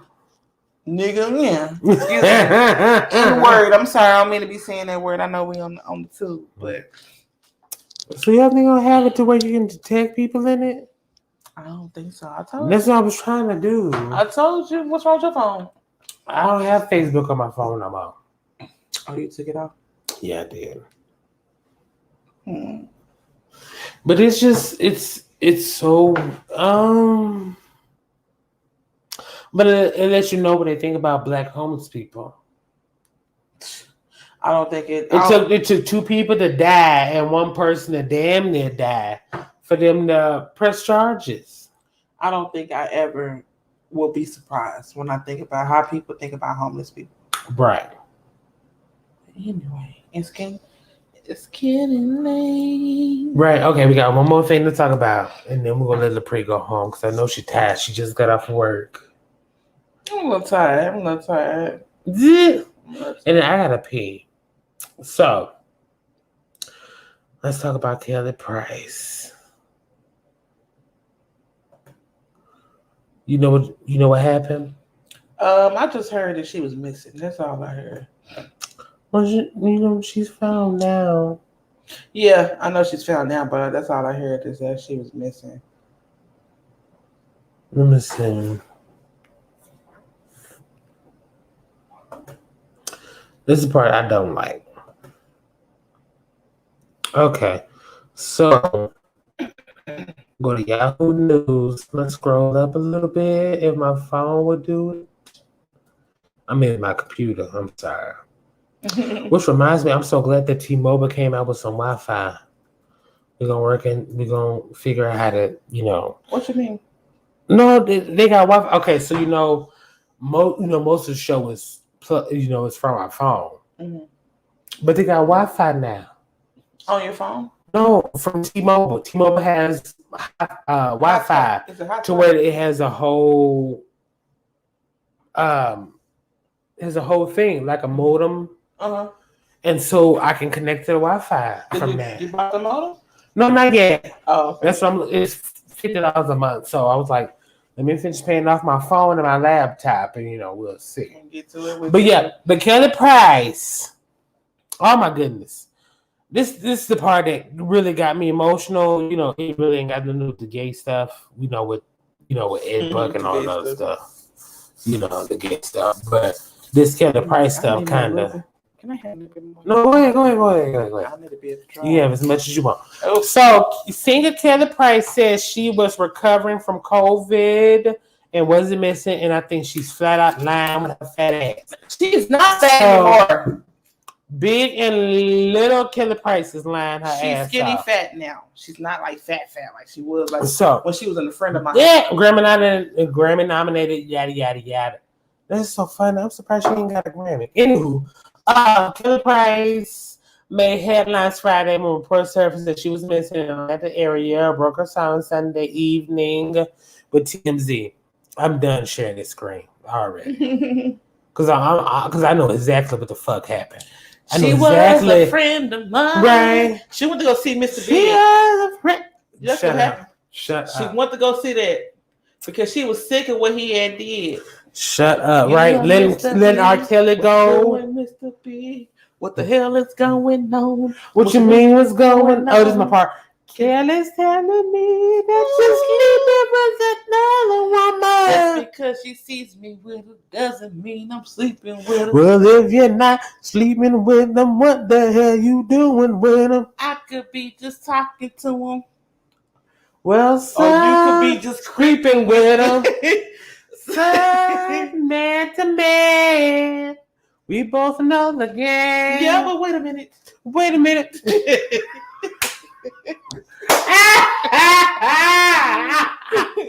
me tell you. Okay, so I'm gonna give y'all what I've heard so far, and then we're gonna get into it. Okay, so in the timing of the whole thing, Kelly Price had said on her Twitter, Facebook, or whatever. Kelly Price had came online and said she was diagnosed with COVID-19. Yes, sir. And here we are 2 months later. Yes. It's end of September. Mm-hmm. 2 months later. 2 months later. And during those 2 months, mm-hmm. Brownstone, if you love him, if you trust him, if you love me, show it. That heard it through the grapevine. That group. That group was filling in for Kelly Price. One of the girls in Brownstone kind of favored Kelly Price a little bit, but go ahead. Who you talking about? Carry on. The one with the big mouth. And Nikki Gilbert. No, it's her name. Yes, Nikki Gilbert. Don't she kind of favor Kelly Price a little bit? Yeah, a little bit. Yeah. I didn't know nothing about Nikki Gilbert until she was on that Tyler Perry show, the play. Right. Yeah. But anywho, so in those 2 months, mm-hmm. Brownstone is filling in for Kelly Price. Right. They getting a phone call saying, "Hey, Kelly Price is supposed to be here. She canceled on us. She ain't here. We need y'all to be here." Mm-hmm. Those 2-3 shows that they had to cover, Nikki Gilbert is like, "Okay, something ain't right. Mm. Why is that we getting a phone call about Kelly Price not being here?" Mm-hmm. So let me reach out. She reached out to Kelly Price, was not getting an answer. Mm-hmm. Now, and this is according to Nikki Gilbert. Mm-hmm. So she's reaching out to Nikki Gilbert. Mm-hmm. Nikki Gilbert is reaching out to Kelly Price. Kelly Price ain't saying shit. Mm-hmm. So Nikki is like, okay, well, I'm not reaching her. Let me reach out to her daughter that I'm close with. This is one of the children I'm close with. So let me call her, see what the hell going on. Well, so Nikki reaches out to the daughter. I was like, girl, we filling out for dates for your mama. Where the hell she at? Is she all right? The daughter's like, yeah, last thing I heard, she was recovering from COVID, yada, yada, yada. But I ain't heard nothing from her. What the hell going on? And I need your help, yada, yada, yada. And so Nikki was, unbeknownst to me, which I didn't know this, Nikki Gilbert has a foundation that helps that gives a platform to women who are missing, especially Black women. Mm-hmm. So Nikki gives Kelly Price's daughter the resources and all this other stuff to be like, girl, here's the people you need to contact, and get in contact with them and figure something out. Mm-hmm. So Nikki Gilbert and who's the other celebrity? I can't remember who's the other celebrity, but neither one of them has heard from Kelly. Even the daughter. The sister. I'm sorry. It wasn't another celebrity. It was a sister, because the sister reached out to Kelly too also. Mm-hmm. It was the sister that reached out to Nikki also. Right. So Nikki is like, I don't want my name on it. Don't put me in it, but here's the resources for y'all to do what y'all got to do. The sister put out, calls the police, like, do a welfare check. Mm-hmm. The daughter goes through Nikki's foundation, puts out a welfare check. Neither one of the welfare checks came out successful. Mm-hmm. So they're like, okay, but then the next step is to put in missing persons report. Right. So they put out a missing persons report, and then here goes fat ass Kelly Price. She is not fat no more. She ain't been fat in like 20 years. Girl, whatever. Here comes thick ass Kelly Price. Because even though she got the lipo or the gastric bypass, she was still thick. She was still thick. Girl, when she was doing For Every Mountain, when she was doing on the gospel award show, she was still thick. Yeah. Thicker than cold peanut butter. So, right. So here's Nikki. I'm sorry. So after they do the welfare check and other stuff. Here's Kelly. Here's Kelly going on to TMZ, which is so off to me. So off to me. Mm-hmm. Because if my daughter and my sister think I'm missing, let me call them first. Right. So she went to TMZ first. She went to TMZ and was like, I'm not missing. This what happened. I died a little bit and I came right back. Wow. Like fucking Lazarus. I died and I came back like Lazarus. And then, Jesus was like, what year is it? And I confirmed with him. Right. That was strike 2. Right. Strike 1 was how your daughter not know. That's the part that I was gonna ask. That's what I was gonna get at. Yeah. Strike 2 was, you died and came back like Lazarus. Right. And then here we go. And then so Kelly came out with this whole thing with TMZ, yada yada yada yada yada. I'm good. I had long COVID from what she said, which I've done my research. The only people who had quote unquote long COVID or the people who had long, cases of COVID were people in their 60s and 70s, like old people. Excuse me. Like old people who ain't got the vaccine. But yet Kelly ass got it. Anyway, so, while this is going on, Nikki Gilbert did her live or whatever and was like, I'm not sure until I hear from Kelly or I hear from the family that reached out to me. Mm-hmm.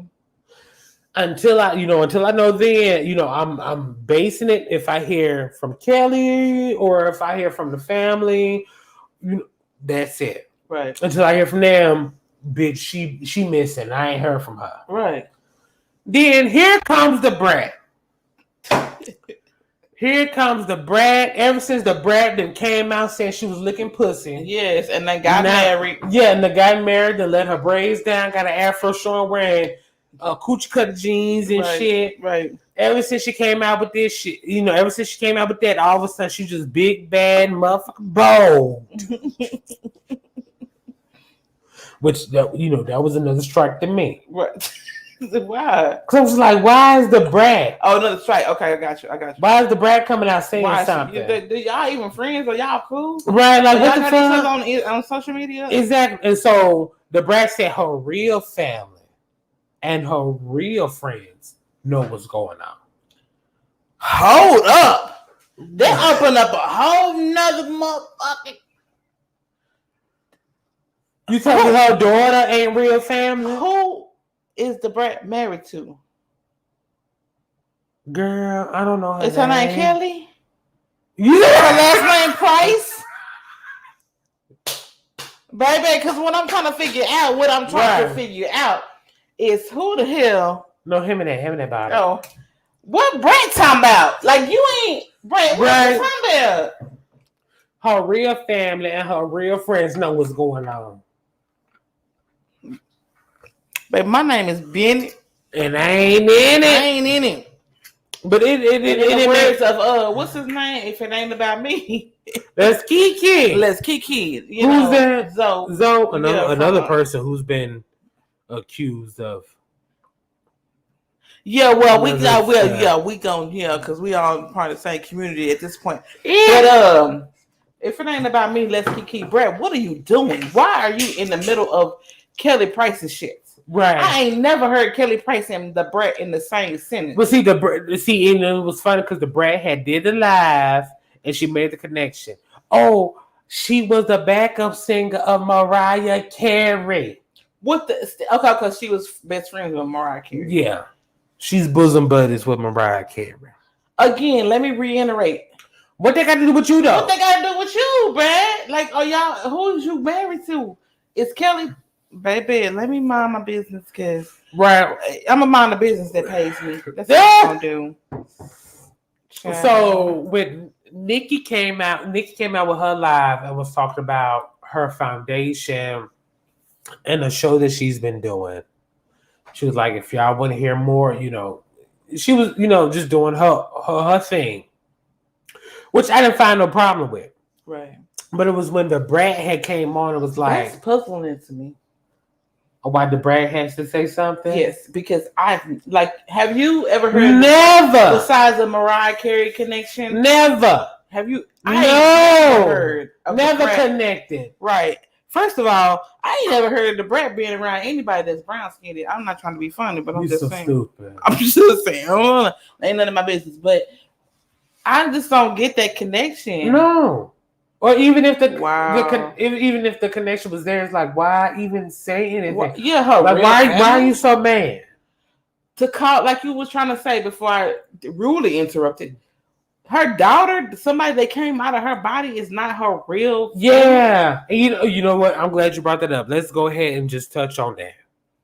The reason why I felt so emotional about it is because, me as a gay child, me as a gay son, statistically, I'm close to my mama. Right. So I have always, even if me and my mama have never gone longer than a week without talking to each other. Right. You know what I'm saying? Either she calls me or I call her. Mm-hmm. And if I call 2 or 3 times and she don't answer, I'm calling my sister. Have you talked to mama? Right. What's she doing? Because why she not answering my phone calls? Right. You know what I'm saying? Or I call Nina, the older sister, or I call Misty, my younger sister. What is you doing? Right. Where mama at? Right. Where she been doing? Why she not answering my phone calls? Right. Or I even call her husband, who ain't no blood relation. Where my mama? Right. Where mama? What's going on with mama? Why she ain't answering my phone calls? Yeah. But it's never gotten to that point because my mama will call me before I call her. Mm-hmm. You get what I'm saying? So I just do not get the whole Kelly Price situation because so after the Brad and Nikki Gilbert goes back and forth. Kelly comes out and she's talking about how she hasn't seen her sister since her mama died, and her daughter was manipulated, and her daughter is not a child. She's 27 years old, yada, yada, yada. Even saying all that, I just do not get it because I'm damn near 30. Even my sister, my older sister who just had a baby, she's over 30, damn near 40. Mm-hmm. She'll be like, okay, let me tell you what happened. This is the backstory. Let me tell you what happened. So I went to go see my sister. We sitting there with the baby, mm-hmm. and my mama had called. It was like, I'm on my way. Mm-hmm. And then we hear, because me and my sister is in her room with the door closed, mm-hmm. and we hear our mama, saying something in the back. Mm-hmm. So it's like, okay, she in the house, mm-hmm. but then she don't come back to us to say hi to the baby, don't say hi to us. Mm-hmm. And we like, what's wrong with her? Something must be wrong with her because she ain't came back in and said nothing. Right. And then, come to find out she's outside on the phone. Uh-huh. But, but that's the kind of conversation, that's the kind of relationship we have. Where it's she was on the phone with a friend of hers? Or? We don't know. We was like, she ain't said nothing because she on the phone with somebody. This is the other day. Mm. And the baby just got. And we were sitting there like, why she ain't saying nothing, girl? You call mama, I call mama. Let's tell Miss to call mama. Yeah, yeah. Cause something ain't right. And then lo and behold, she outside on the phone. Mm-hmm. Okay, no wonder why she ain't answering our phone calls. Right. And then after that, she came in and spoke to us and yada yada. But you know, that's the kind of relationship we have where it's like we're not too far from each other. Mm-hmm. And when mom is feeling a certain type of way, be like, okay, something ain't made right. Let's call and see what's going on. Let's call the other side. Yeah, exactly. Yeah. So I just don't get it how your child, and according to Nikki's story, the last time her daughter had saw her was when she was in ICU. Dying, quote unquote, from COVID. You know, you get what I'm saying? Right. I'm just not getting the dynamics of the relationship. Don't make sense. Well, okay, so, and like you just said about your mom and Shanina and her being in the other room, y'all was still like, mama here. We know she good, but she ain't in here with us. What the she doing? Exactly. Mama! What are you doing? Right, we both calling her. Yeah, like calling her on the phone, texting her. I'm holding the baby, going outside. Like, what are you doing, Mama? Why you, Mom? Like, I understand. Excuse me, I understand it because the same way, like with my daughter's way in Lubbock. She in college. She in Lubbock. If she don't hear from me in 24 hours, she is putting out an APB. Mama, Facebook, Instagram, email, text, call. All day long. She called my work phone. Mama, you okay? Child, they came and got me off the floor. They was like, your daughter's on the phone? I said, which one? We don't know. Just she said she was your kid, so she's on the phone. I get on the phone. What's going on? I was just trying to make sure you're good. That's another thing. That's another thing we used to do. Right. Because my mom works for Walmart, and we know sometimes, you know, you can be too busy and not answer your phone. Yeah. We will call Walmart. Can I speak to Cheryl? Right. They'll page on. Cheryl, you have a phone call. Mama, I've been calling you. She be like, what y'all want? Because she knew it was. She knew it was nobody but damn kids. They ain't nobody but no one kind of call me up with my kids. But that's the type of relationship. Even though, like, I wouldn't say that, like, me and my older daughter would probably be more closer than me and my younger daughter, because my older daughter, I've opened up to her more. So she's the first. She's the oldest. Yeah, I raised her when we were growing up together. So she is the one that's like, she's mini mama. If she do not hear from me, she gonna exhaust all her options. Yeah. Until she hear her mama voice. Baby, right. I'm good. You know what I'm saying? Right. So to say that her daughter is not family, when Kelly said, you know, people knew, or you had the brat saying her real family, her real friends knew what's going on. What the fuck is you trying to say when her own daughter, somebody who came from her coochie, did not know what the fuck was going on? And see, me being a mother, that would have, like, I don't know what type of woman Kelly is. And I'm gonna say this, and then I'm gonna get to my point. When I first heard the story, I didn't believe it, and I didn't really. I'm not gonna say I didn't care, but I knew it was some bullshit. Yeah, Kelly Price, you ain't been on the scene since 2002. So why all of a sudden she missing, and we supposed to jump and start putting out Amber Alerts? A silver alert. Yes, for Miss Kelly Price. Like, yes, you was a friend of mine. We ain't cool no more. It's like, why are we supposed to get up and be like, put on our drawers and put on our good clothes to go look for Kelly Price? So I'm not saying that she's not a human being and we don't want, you know, her well-being is not important. But what I'm saying is, if you got people coming out saying her real family and your daughter is out here looking for you, and they saying her real family know who she is, man, I lose no respect. Now let me say this, especially when she said her daughter was manipulated. Now let me say this: there has been times where my mom's husband manipulated me. Okay, and it was a joke.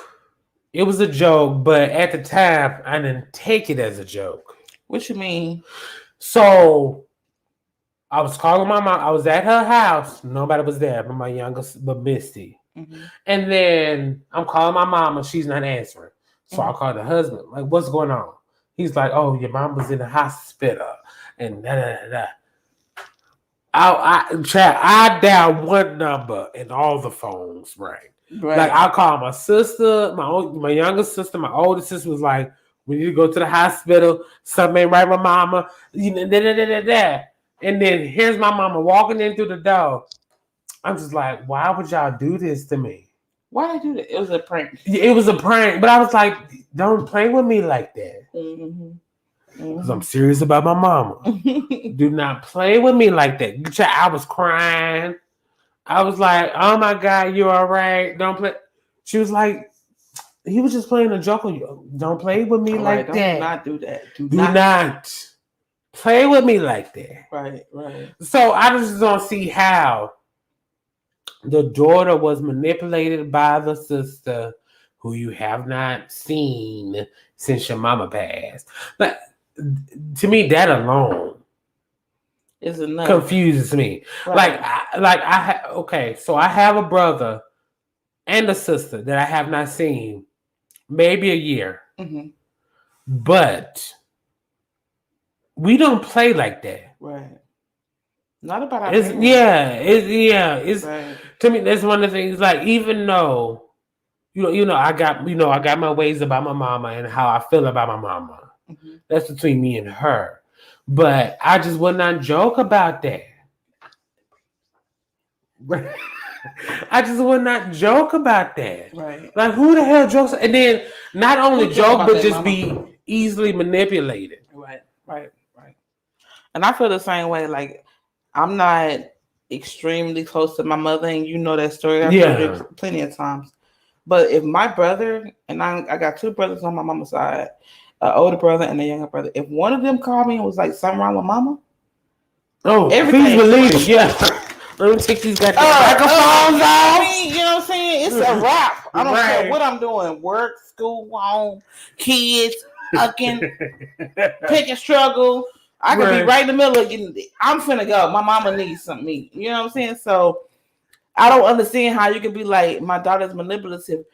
How do you manipulated? It's like, how? Because if nobody else, apple don't fall too far from the tree. That too. But yeah, even like if because I understand how you're not close to your siblings. Because I've been that way before. Mm-hmm. Or even now, I'm not close to my siblings, which is why, a lot of people were like, oh, how does it feel to be an uncle? It's like, I've been an uncle. I'm just not close to them. Yeah. You know what I'm saying? So, I get why siblings are not close. But somebody who came from you. Right. Or what your mother. Mother or father. Or father, yeah. It's like, how you not close to them to where they don't know what's going on with you. Right. But if anything, like, let's say if I had a child and they'd be like, oh, I ain't heard from your daddy in so long. My child would be like, he all right. He'll be all right. Right. He got it. He's okay. With confidence. Yeah, with confidence. Like, I talked to him just yesterday. Or I'm at the house with him now. Right. He all right. Don't worry about it. He doing his own thing. Just, don't worry about it. He all right. Right. That's what my child would be saying. Right. But the fact that your own child is like, Nikki Gilbert, I ain't heard from her. Mama, please help me. Like, I have fantasies of disappearing and my kids not knowing where I am. But on some real, and I'm gonna be 100% transparent. Some real deal Holyfield. I would not disappear to the point where none of my kids know where I'm at. Right. Now, I will say this: I have 4 kids, 2 girls, 2 boys. I'm just being transparent. I might choose which child know where I'm at, but all 4 of them. That makes sense, though. Having all, So like the older kids know, like, I'm over. Yeah. What's his name? What is his name? What's his name again? You being funny. So my oldest child might be like, my younger child might be like, hey, you talked to mama? Yeah, I talked to mama 5 minutes ago. So one of my kids gonna know where I'm at. And that's the thing. Yeah. Because I would call my sister and be like, when was the last time you talked to mama? Right. Oh, I just got off the phone with her. Right. So she, in your mind, she good. Yeah. She just acting funny with me. Yeah. Okay, cool. We can deal with that. Just but like, not knowing. Just like yesterday when I was calling and my oldest is going, I'm like, girl, bitch, we both blocked. I'm like, because both we calling and it went straight to voicemail. And Misty is in Mama school. Was mad at y'all. Oh yeah, we both blocked her. Yeah. I don't know what's going on. Mama was mad at y'all. Yeah. She but didn't know Mama Day. But that's when I went outside and she was already on the phone. I wonder what was going on. And so it was like, okay, she on the phone. Yeah. That's why we didn't get a answer from her. That makes sense. But it's never, which is so funny because I remember talking to this white dude at school. I'm sorry, at work. And he was saying how he's not close to his family, period. Siblings, parents, and all. He's not close to them. Mm-hmm. And I was sitting there thinking, what the fuck got to be wrong with them? Right. I was like, was you touched as a child? He was a good person. With me, I know he's a good person. Right. A good, sensitive person. But I was just like, did the unspeakable happen? Right. Like, what happened? Like, why you not close to your people? Mm-hmm. Especially when you telling me your people is the only people who live here. Right. I was like, because most of my people is in Arkansas. Mm-hmm. So it's like, okay, yeah, they are way over there. So, that makes sense. But I was like, if y'all the only ones here, why y'all not close to each other? Right. Because y'all the only ones here. My mama used to always say, it's just us. Mm-hmm. Bitch, so you need to rely on us. Right. And, we will, and she was like, I would do whatever it takes to, help y'all out and all this other stuff. Right. So but at the end of the day, we still got our extra people. We're going to try to keep it here, but if we need to, we will. Yeah, right. But no, but it's never like that. She's always like, it's just us out here. I'm willing to help anybody who comes out here. Wow. And yeah. So when I don't hear from her, I was like, did you hear from my mama? Because she ain't answer my phone call. Because she done matriarch of y'all family. Basically. Yeah. Mm-hmm. Even with the people in Arkansas. People in Arkansas will call my mama and ask her for help. And she'll help them. So yeah, that's the part that was making me really sensitive about this subject. Yeah. Because how is that you going through something and your child not know what the fuck going on with you? Right. Even if your child don't know like the ins details, and outs, yeah, they still know where you're at. You're safe. If you are still breathing, it needs to be at least one person who knows. They need to know that you're still breathing. Yeah, child. Let somebody tell her she over there being dickmatized and on drugs. I didn't even want to bring up the dick. I did not. I'm sorry, YouTube, but I'm not trying to bring up. But I was like, this is my thought process. And when I heard about Kelly Price being missing, this is the first thing that came to my mind. She is with somebody with a huge penis. And he is not even huge, because I've met some good small penises. Okay, she is with somebody. Well, I said huge because that's what I went to first. But I said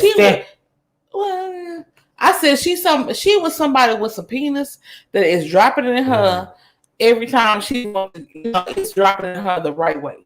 That's what I said. I said, oh, she was some nigga. I'm sorry, but that's what I said. Yeah, she secretly got married. That's what I said. I said she was some nigga. Because how you gonna be missing? And you ain't been relevant in 20 years. Girl, I ain't got time for you. Right. You on some bullshit.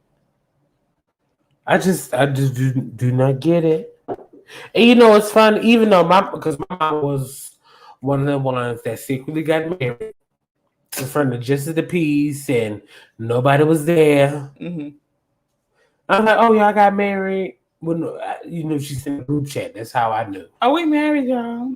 Yeah. I was married now. Right. But I didn't think nothing of it. Because I was like, I'm one of those, let's play it out and let's see what's going on. Right. He's there to this day. Oh my goodness! You know what? When you did that face, and y'all can't see us on YouTube and Facebook. You remind me of my son. You did. Because he gives that face every time I talk about, who I'm dealing with. He's like, he's still there. He's still my mama. Like all the time, like every time. Yeah. So that face is familiar to me. That's every time, because it's been twice. This is the second time. It's been twice since I've known my mama to be outwardly with a man. Mm-hmm. So it's like, okay, he's still there. Okay. But what is that? Is it jealousy or is it like, it's not a jealousy thing? Because it's men, especially if they're the only one. Yeah. Well, I got two sons, but one of them is... Yeah. He ain't thinking about that. Yeah, he don't give a damn. Yeah. Put the wrestling on. Right. The WWE on. But you got the son with his mom. It is not some Freud type of thing to where, you want to be in a relationship with your mama type of thing. It's not that. It's that you are the protector. I knew you was going to say that. That is basically what it is. Because there's been times where I done went off on people and my mom was right there. She was like, Andre, I'm going to need you to calm down. I was like, no, it ain't no calming down. You, my mama. Yeah. He was rude and I need to call him on. Mind you, I'm not like that when I'm by myself. Right. It's like, I'm just going about my business. It's just, just going about that's my your day. mother. So. Yeah. No, you did this in front of my mom. No, I'm going to tell you. Right. But that's basically what it is. They just protectors of it, especially when, as far as I know, like with me being gay, that's like the main relationship or the only relationship you have with another woman. Oh, that makes sense. Yeah.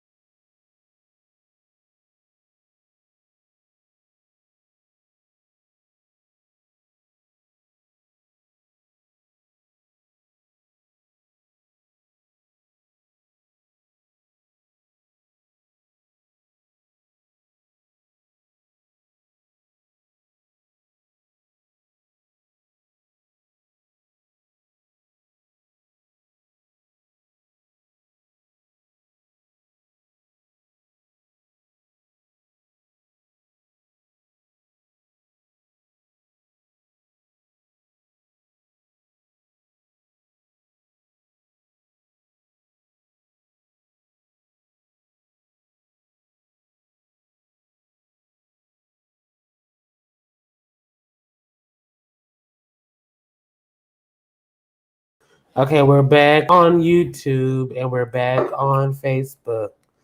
Can you go in there and see if you can? Who? Yeah. I need to go in here to see. Wait, I got to pee. You got two? I'm finna go pee. Okay. I was gonna say because those the only two things I wanted to talk about. Sure they on here. What? Was the Kelly Price and the Buck thing? What? Was the Kelly Price and Okay, we back. Sorry, y'all. My laptop had died. I didn't think it was gonna go dead because I really ain't on it. But yeah. So Kelly Price ain't missing. Go ahead. Kelly Price ain't missing. Girl, did you have to slam the mic down like that? Girl, wait a minute. Okay, go ahead. With your tag showing in your pink bra. So, so Killer Price ain't missing, but I feel a certain type of way about it because I'm just like, if that was my mama, I would completely understand why she reached out. Why Killer Price's daughter had reached out. I completely understand it. Completely understand it. I mean, I won't be able to do it. I can't do it. I cannot do it. If my mama if my mama went missing, let me tell y'all something. Ain't no if my mama went missing. Let me tell y'all that.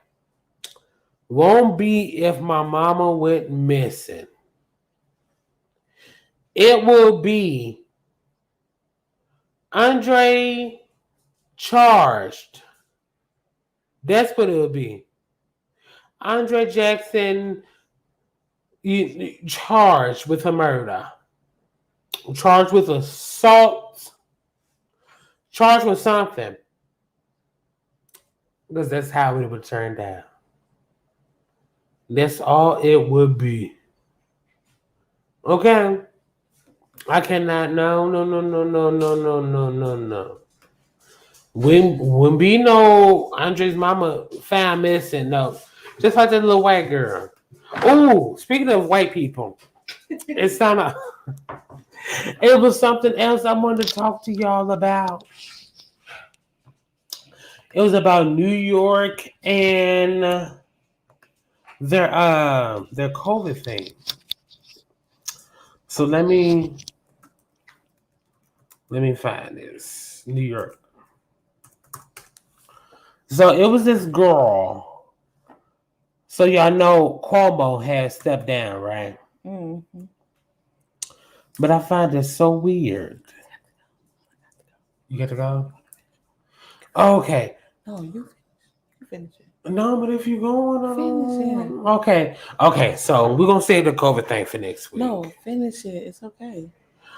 No, I was gonna. It was a whole other thing I was gonna talk about. I know, but you can finish. You can talk about it. You can talk about it. You can do this shit. I know, but I don't want to do it without you. Okay, so the pre got to go. Mm-hmm. Can you wait till after I go? Come on.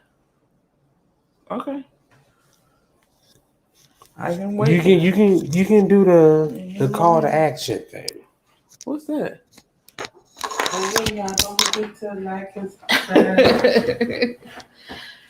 Okay, y'all. So we're gonna go ahead and try to wrap it up for this evening. And I thank you all for whoever listen to us tonight. I know it's a little bit off schedule because y'all are used to hearing us on a Sunday at 5:30, between 5 and 5:30 Central Standard Time.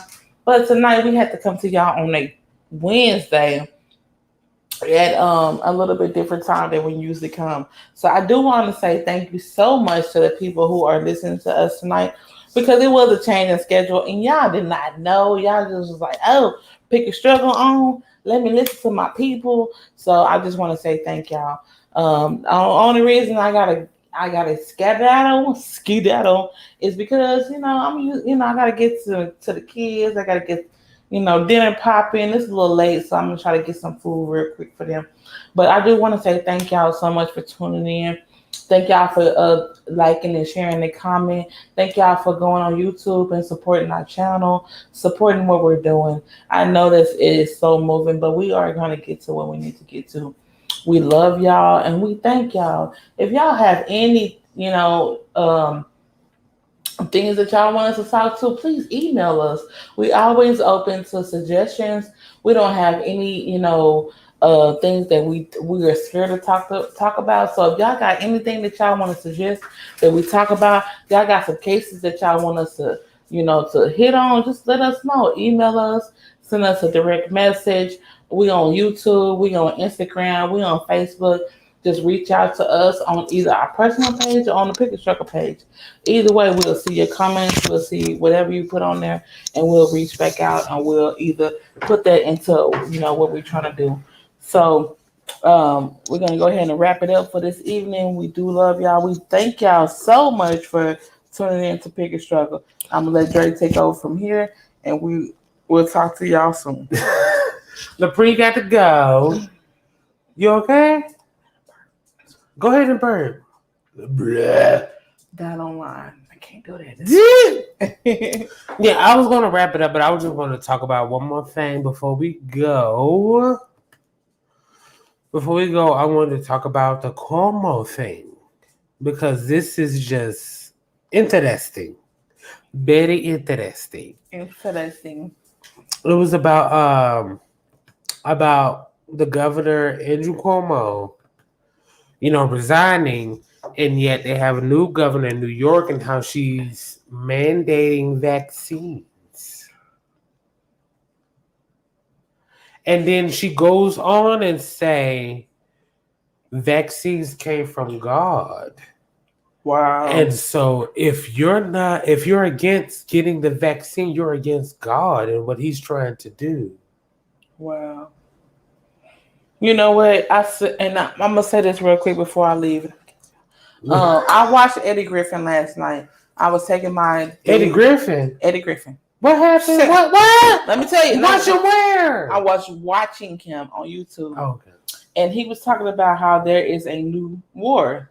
It's not against blacks. It's not against blacks and whites. It's not against gay and straight. It's against vaccinated and unvaccinated. Oh, yes. And I never thought about it in that light. But it's true. It's like we are getting pushed to get vaccinated. For the vaccinated, you know what I'm saying, you on the other team. But for the people who are not vaccinated, we on the losing team. So we looked at as, you know what I'm saying, oh, y'all not vaccinated? I don't want you around me. I don't want you around my kids. But at the same time, thank goodness I have not ran into people like that. And I haven't ran into too many people like that, but I ran into one person that was on. I'm gonna just let that go. But I did run into somebody who was like, I don't deal with people who I don't want nobody around me who ain't getting vaccinated because I got a kid and I got special needs and I got a grandparent and I got a parent.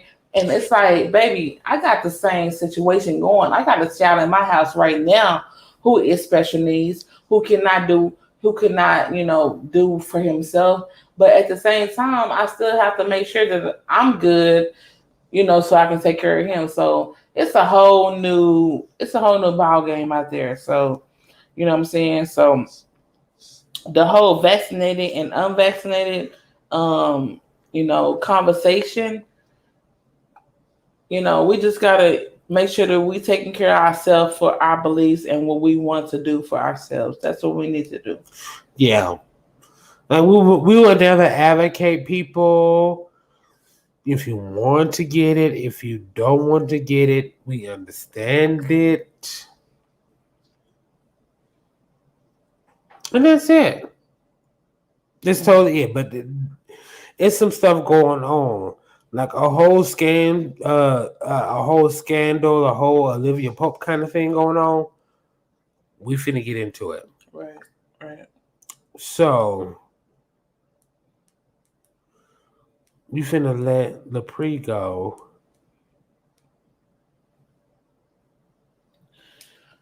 Again, I want to say thank y'all so much for tuning in to Pick a Struggle Show.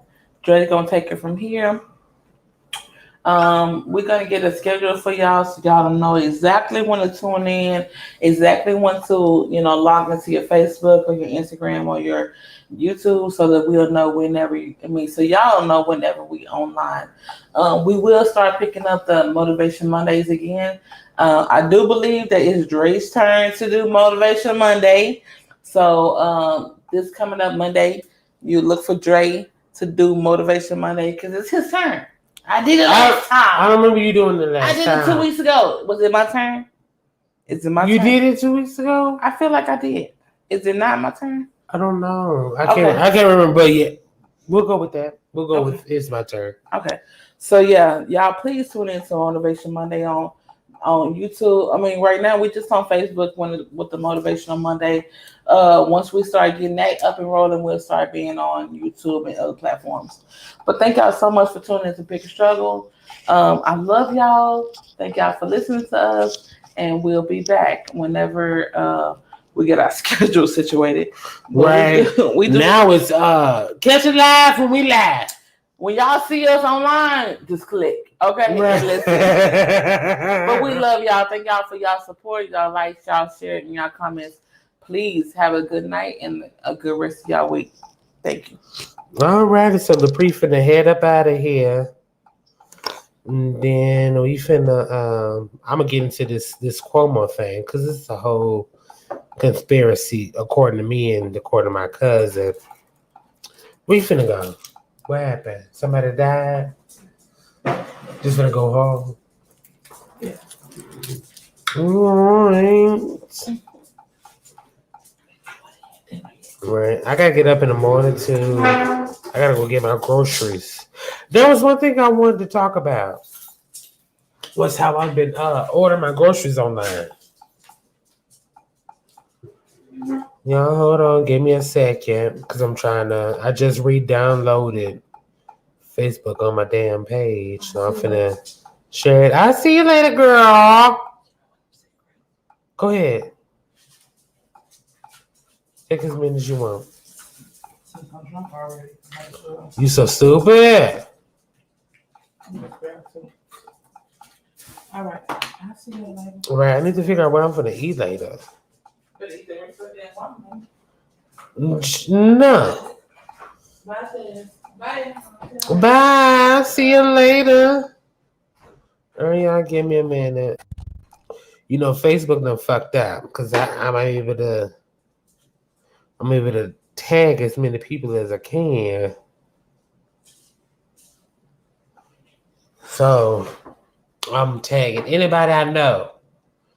Anybody I know, come watch the show. Anybody I know, come watch the show. Anybody I know, come watch the show. I'm sure it's still on. I know, come watch the show.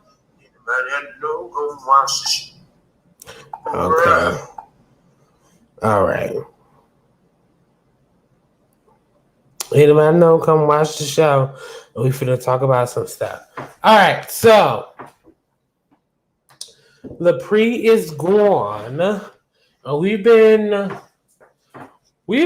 for like 2.5 hours, but I feel like going a little bit longer just because we have not been long. You know, we have not done anything for the past 2 weeks. So let's go on with the show. The show must go on, okay? The show must go on, and we must talk about some stuff. All right? So let's get into it.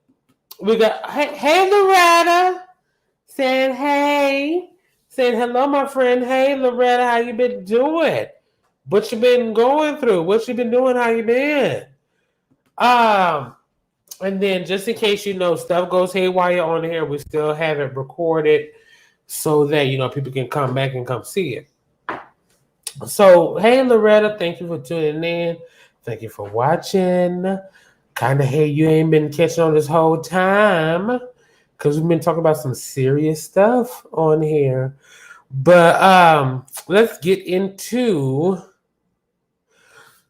Cuomo because this was kind of weird to me. Okay. So Cuomo, who was the governor of New York, you know, if y'all not listening to the news, Cuomo did resign. But the thing is, it was the reason why he resigned. Or what's going on with, you know, with his resignation. Okay. So Andrew Cuomo, not Chris. Nobody give a damn about Chris. Chris Cuomo, who is Andrew Cuomo's brother. Chris Cuomo was on CNN and he got he got allegations against him. He got allegations that, you know, he touched some woman on her booty and her husband was there and all this other stuff. Like nobody cares. Nobody cares about Chris Cuomo. But But Andrew Cuomo had resigned, as the governor of New York. For those who don't know, Andrew Cuomo had resigned as the governor of New York. But my whole thing is, it seems as though his resignation and the whole COVID stuff happened around the same time. Am I the only one that's thinking that? Am I the only one that's feeling that? So if y'all don't know, let me see. Let me try to, pull up the Googler Schmoogler. Wait a minute, what is this? Alleged barbecue gay bash reported. Okay, let me show y'all this with you. Let me tell y'all something. I don't even remember pulling this up, but yet it didn't came up on my damn screen. Okay, let's see what the hell going on. It says, this is back in 2015. Alleged Dallas barbecue gay bash reportedly gay. What the hell going on? Police have released new surveillance video of the suspect in an alleged bias attack which took place in Dallas barbecue. I really don't even care about this. I really don't even care about this. The two men had accidentally knocked over a drink as they were leaving the restaurant, which led to a verbal confrontation with the other table, which then became physical. Yeah. NYPD describes the suspect as... Wait, NYPD? Okay, you know what? This is going a little bit too much for me. I really don't even care. I do not care about this. Let's get into Andrew Cuomo, okay?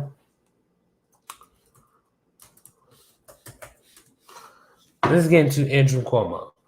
So I was talking to my cousin the other day, and she was talking about how Teacher James has had enough of Andrew Cuomo. Okay, and I don't care. I really don't care.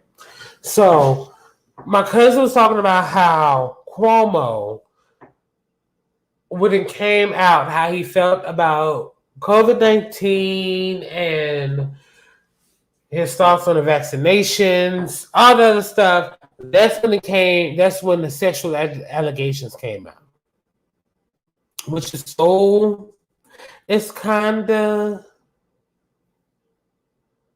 not accidental, but it kind of does make sense. Okay.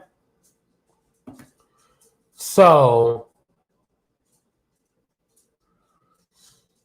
what you say that again? Loretta, what you talking about? Say that again. But it's kind of weird to me how the allegations against Cuomo came kind of right after his COVID-19 debacle. Okay, so COVID-19 pandemic response, all that stuff. So let me tell y'all something, because I'm not finna read into this Wikipedia page, but I'm gonna tell y'all what I have learned so far.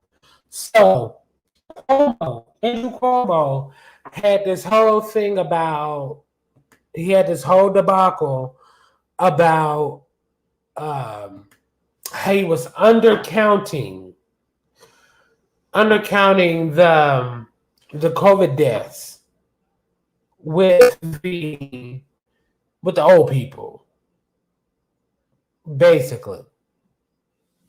Undercounting old people's deaths as if they had COVID-19, which people are in a nursing home, which is kind of weird to me. Kind of weird to me. Let me tell you what's kind of weird to me, because people in a nursing home die all the time. Okay, they are old. Not saying that they deserve to die. Any of that is, I'm not saying all of that, but old people die. Like, geez, like, oh my goodness, old people die all the time. But yet, it seems as though Andrew Cuomo was supposed to list those deaths as COVID deaths. I'm not too sure. Okay. But looking at what has happened, it seems as though he was supposed to. He's supposed to count those old deaths as COVID deaths. But he did not, and there was a whole debacle about it. This whole thing about he counted only 50% of deaths as COVID deaths in a nursing home, yada yada yada. And then next thing you know, the one of the girls come out, and there's a whole allegation, about him sexually assaulting somebody. And then he has to step down. And now there's this new New York governor. So let's see who she is.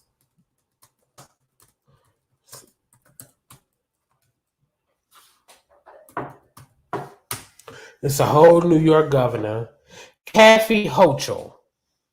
She's a Democrat. We always knew that New York was a blue state. So, she's a Democrat. Yada, yada, yada. So,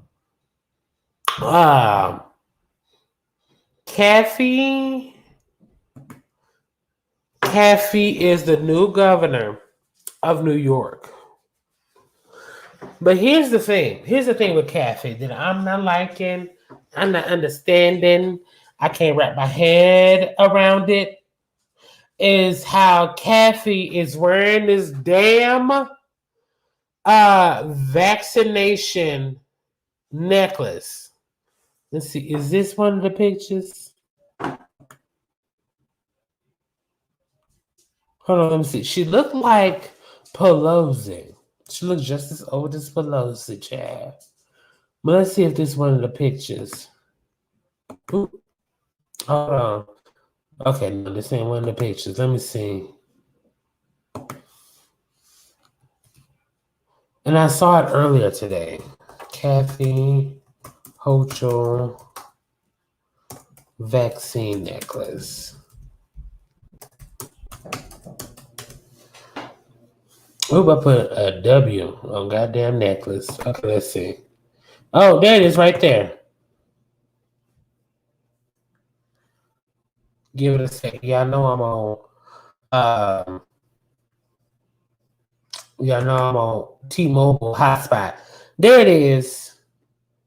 Vaxxed. Got a whole necklace about being vaccinated. Now, I'm not getting why. What's that? Okay, yes, you are right. Thank you. I'm not getting why she has this whole necklace on being vaxxed. It's kind of weird. But she did come up with a whole video about if you're not vaccinated, you're not Christian, you're not a good Christian, and all this other stuff. So I'm gonna pull up that video. Y'all give me a second. But I'm just not understanding why people are so. I don't get. What's the agenda? That's what I'm trying to figure out. What's the agenda? What are people doing? What's going on out here? Why is it that this vaccination we are being pushed? Now, I ain't got nothing against people who are vaccinated. I have nothing against people who aren't vaccinated. I have nothing against people who have been tested. I have nothing against people who have not been tested. I have nothing against anybody. But I do have some reservations about people who are vaccinated have something against people who aren't vaccinated. So let me look up this.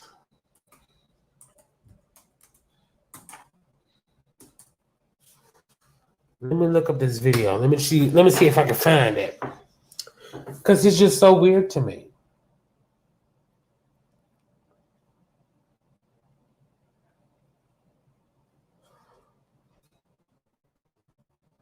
All right, hold on, give me a second. But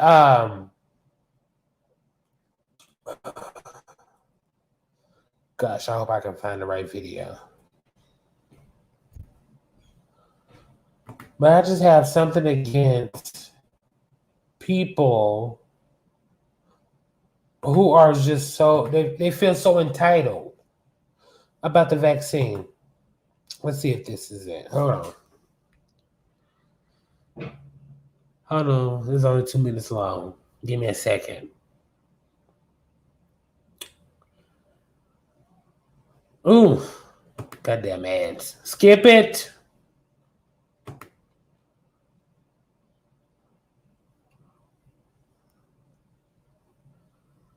Oh, damn. I can't hear what she's saying. Okay, hold on. We've been given the approval to have the booster shot. Let's see what she's saying in this video. Hold on. Give me a second. Let's see what she got to say. For children in school to be able to get vaccinated, just like they do to be able to head off to kindergarten, they have to be vaccinated. We'll add one more vaccine to make sure that they won't succumb to this as well. So we want to make sure that booster shots are going to be available, free booster shots at your pharmacies, your doctor's offices, clinics, and locations all over the site. All you have to do is text your zip code to get this down, everybody. 438-829. Text that, and we'll show you one of the locations right near you. But also just consult your healthcare providers as well. This is our best defense right now. And I'm really hoping that people heed the call. If you've not had your first round of vaccines, and as you mentioned, this is not one of the highest vaccination areas in our state. I think we're at about 46% in this zip code. So there's a lot of people in this very community where we're standing today who've not even had their first doses. Let's change that dynamic. Let people know enough time has lapsed. If you were hesitant in the early months, enough time has lapsed. It has been amazingly successful in saving lives. It works, and we want everyone to know we value their lives. We want them to be healthy and not end up in a hospital or worse. So please, please, please get your vaccination. I also just want to address something else. Today is a significant deadline. It reflects my priority to just stop this virus dead in its tracks. We are over it. We are done. We want to move on. And the only way we can do that is to ensure that everyone is vaccinated, but particularly individuals who are taking care of the people who are sick. And I'm talking about the confidence that people need to have, whether you're an expectant mom heading into the hospital, checking in, an anxious time in your life.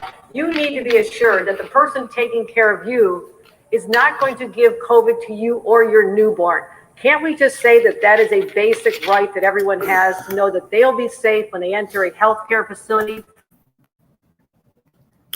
Okay, here's my thought. Can y'all hear me? Okay, y'all can hear me. My whole thing is, if I'm vaccinated, why should I care about anybody else who isn't vaccinated?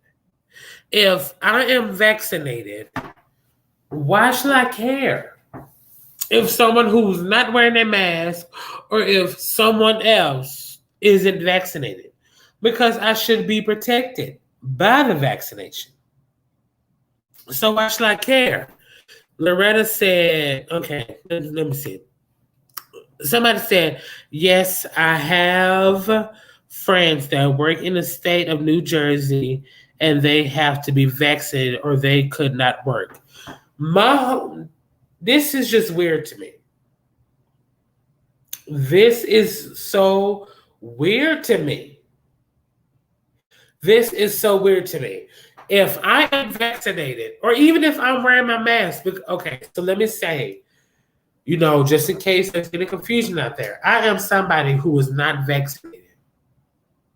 Okay, I have not had a flu shot. I have not had any shots for almost 9 or 10 years. I have not had any vaccinations since, since since I was in college. But if I was vaccinated, why should I care if someone is not vaccinated? Okay, someone said that makes sense. Thank you. I mean, even if, excuse me, hold on.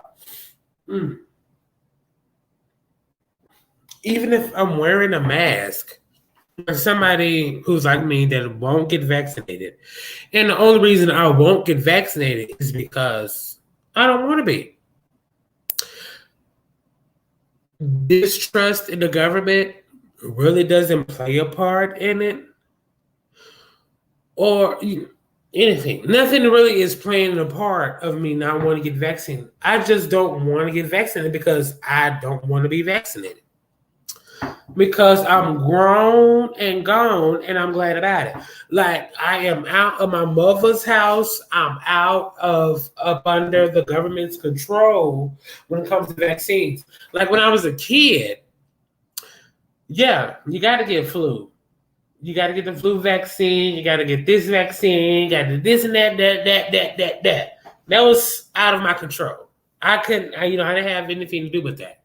And even when I was in college, I had to get the meningitis shot because I wanted to continue my education. I had to get that shot. Okay, so now that I'm not trying to further my education, okay, and I'm not under my mother's thumb. I'm not under the government's thumb. So I don't want to get it. I don't want to get the COVID vaccine just because I just don't want to. I am grown and I have control over my body. Okay, I don't want to get it because I don't want to get it. That's it, and that's it. I don't want to get the vaccine because I just don't want to. Now let me tell you something. Okay? Just because I don't want to get vaccine does not mean that I put myself out to get the disease. Okay.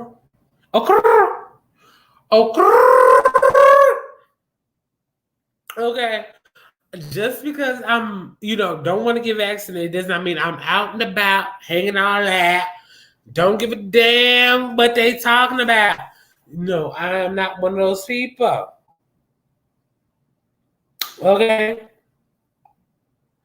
And especially since, well, I was already like that to begin with. Okay?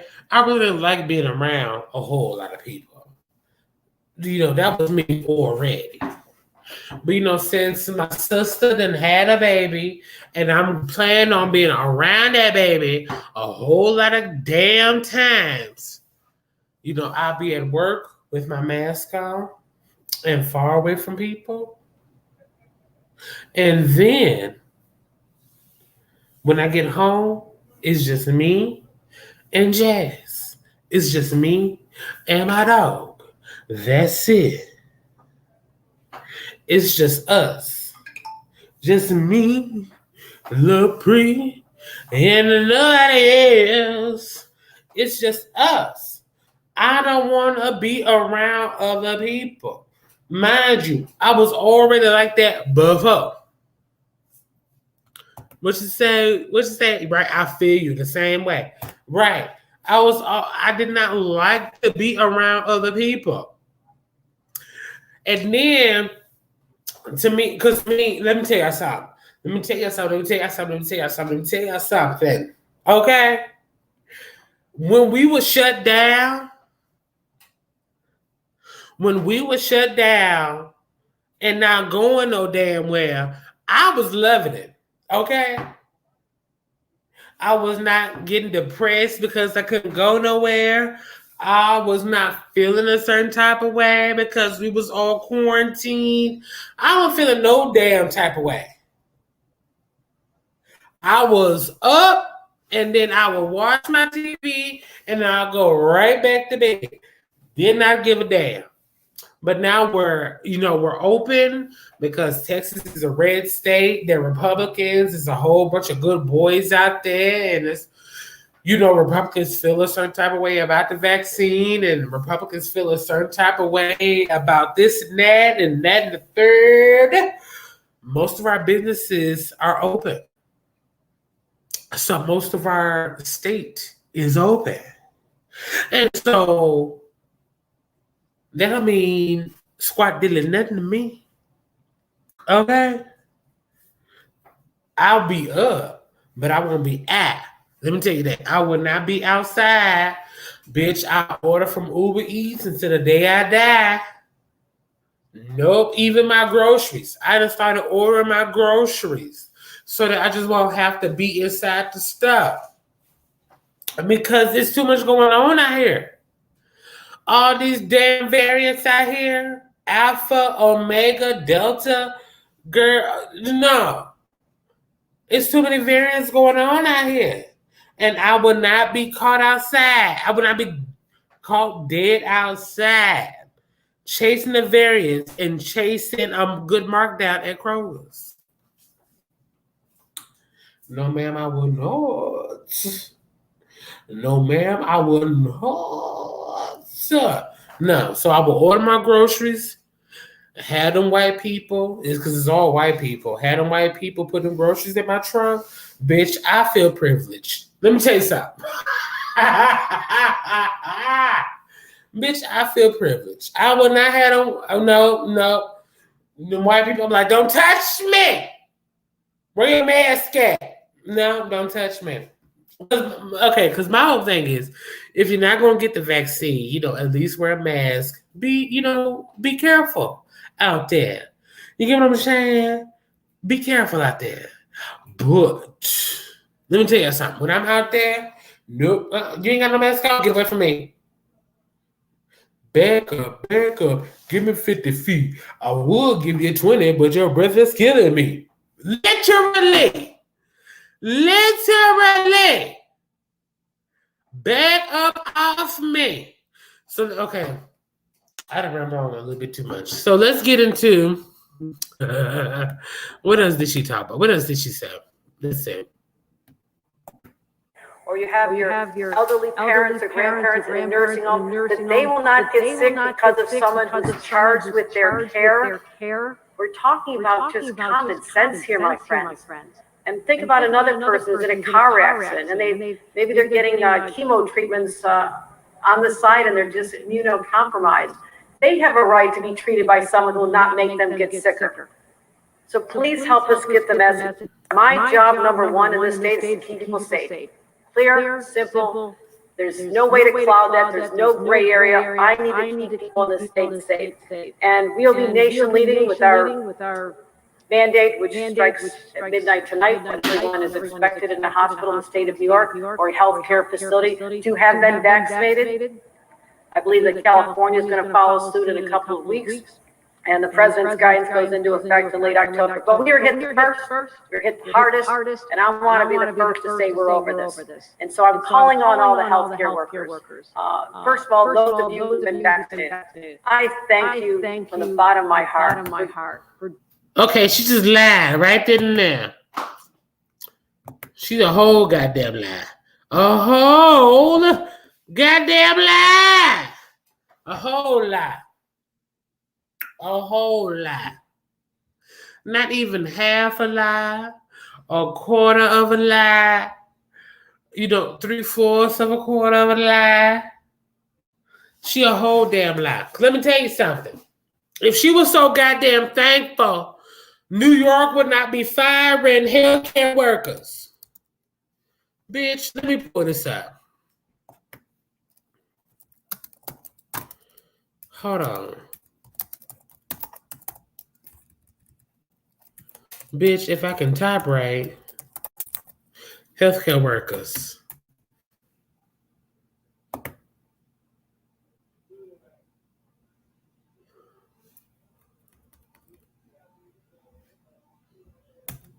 We'll say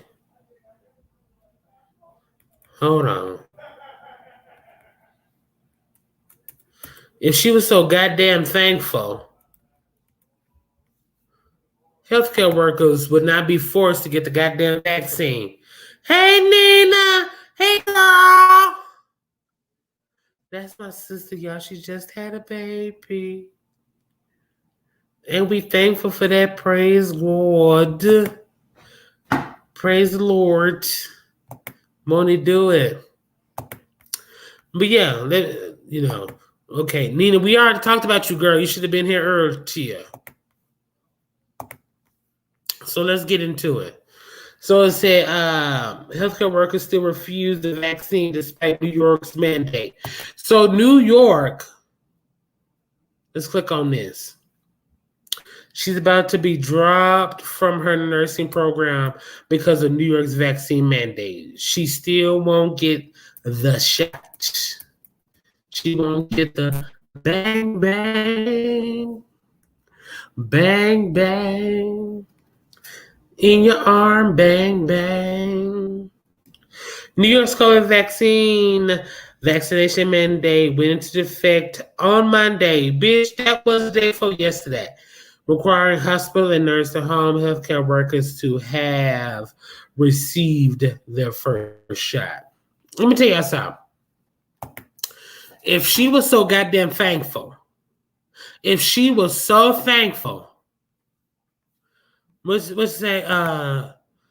What she say? What the comment said? Wow, I didn't I know that? Girl, you better get into it, okay? What I missed, girl? You ain't miss a lot. Well, okay. So Ertia. Earlier we was talking about some stuff, but yeah, you kind of missed it. I'm not gonna get into it. But hey, Deanna, hey girl, it's Sunday, girl. Stop playing. We already talked about this. Okay, so we're not gonna go live on Sunday evenings anymore. We're not gonna go live on Sundays anymore, only because I got a different work schedule. Lepre got a different work schedule, so we're gonna go live on different days. Y'all just gonna have to catch us when we're live. Okay, bitch, when we live. All right, when we live. You just gonna have to catch us. All right. So, Nina, we talked about you, girl. We talked about Lolo. What she been doing. We talked about the whole cesarean thing. We talked about a whole bunch of stuff. Girl, where you been? Okay. We talked about a whole bunch of stuff. But let's continue the show. Okay. But let's say no thanks. I do not want to sign up. Okay. But New York's COVID vaccination mandate went into effect day before yesterday, requiring hospital and nursing home healthcare workers to have received at least the first dose. Let me tell y'all something. If Kathy bitch ass really did care about the vaccine, if she really did care about the healthcare workers, she would not put in an order to fire people who did not or have not or will not receive the vaccine. If she really cared. She talking about some thank you for your service. I hate when people say that. Thank you for your service. Bitch, what you trying to say? What? What's going on? Huh? You started out with thank you for your service. What you trying to say? Okay? What you trying to say? You trying to say thank you? What? Where we going with this? Tell me some thank you. You trying to get rid of me? Is that what you're trying to do? Child. Let's get into what else the hell she was saying. Let's see. What the hell else did she say? For doing what was right and helping lead the way so we do have the confidence we need. And to those who've not yet made that decision. Oh, I'm sorry. Please do the right thing. We have a lot of facilities, a lot of your employers are anxious to just give you the jab in the arm and say, you're part of the family, we need your help, continue on. And many of you have spent your lives dedicated to learning about science and medicine and how we can save people's lives no matter what. You know what? Fuck what she talking about. Fuckity fuck. Fuckity fuck. Fuck what she talking about. Let me tell you something. Okay. Let me say this. And it is going to be hoard. It's going to be hoard. Hoard. Okay? It's going to be hoard for people to understand. Because a lot of people don't know. A lot of people don't know, and a lot of people don't understand.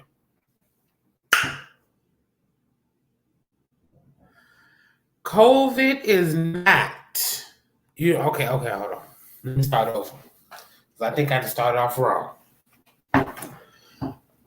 The fact that nurses and doctors went all this time without a vaccination and they did not contract the virus says something. Okay? The fact that nurses and doctors and other healthcare workers, including me, the fact that we did not contract the virus while this stuff was going on says something. Okay? It does say something. Excuse me. Said after these workers put their life on the line during the pandemic. Right. Let me tell you something. You know, I'm not a healthcare physician, but I did work with a company that was transporting COVID patients. I was transporting COVID patients from day to day. And yet, there was no vaccine. There was only PPE. Something that I knew about when I was working in the kitchen. Okay? You know, working with chemicals and all this other shit. You know, that's all I had was PPE. Was personal protective shit. And yet, there was no vaccine. The only thing that they was telling me was roll your windows down, put a mask on, and hope for the best. Bitch, that's what they said to me.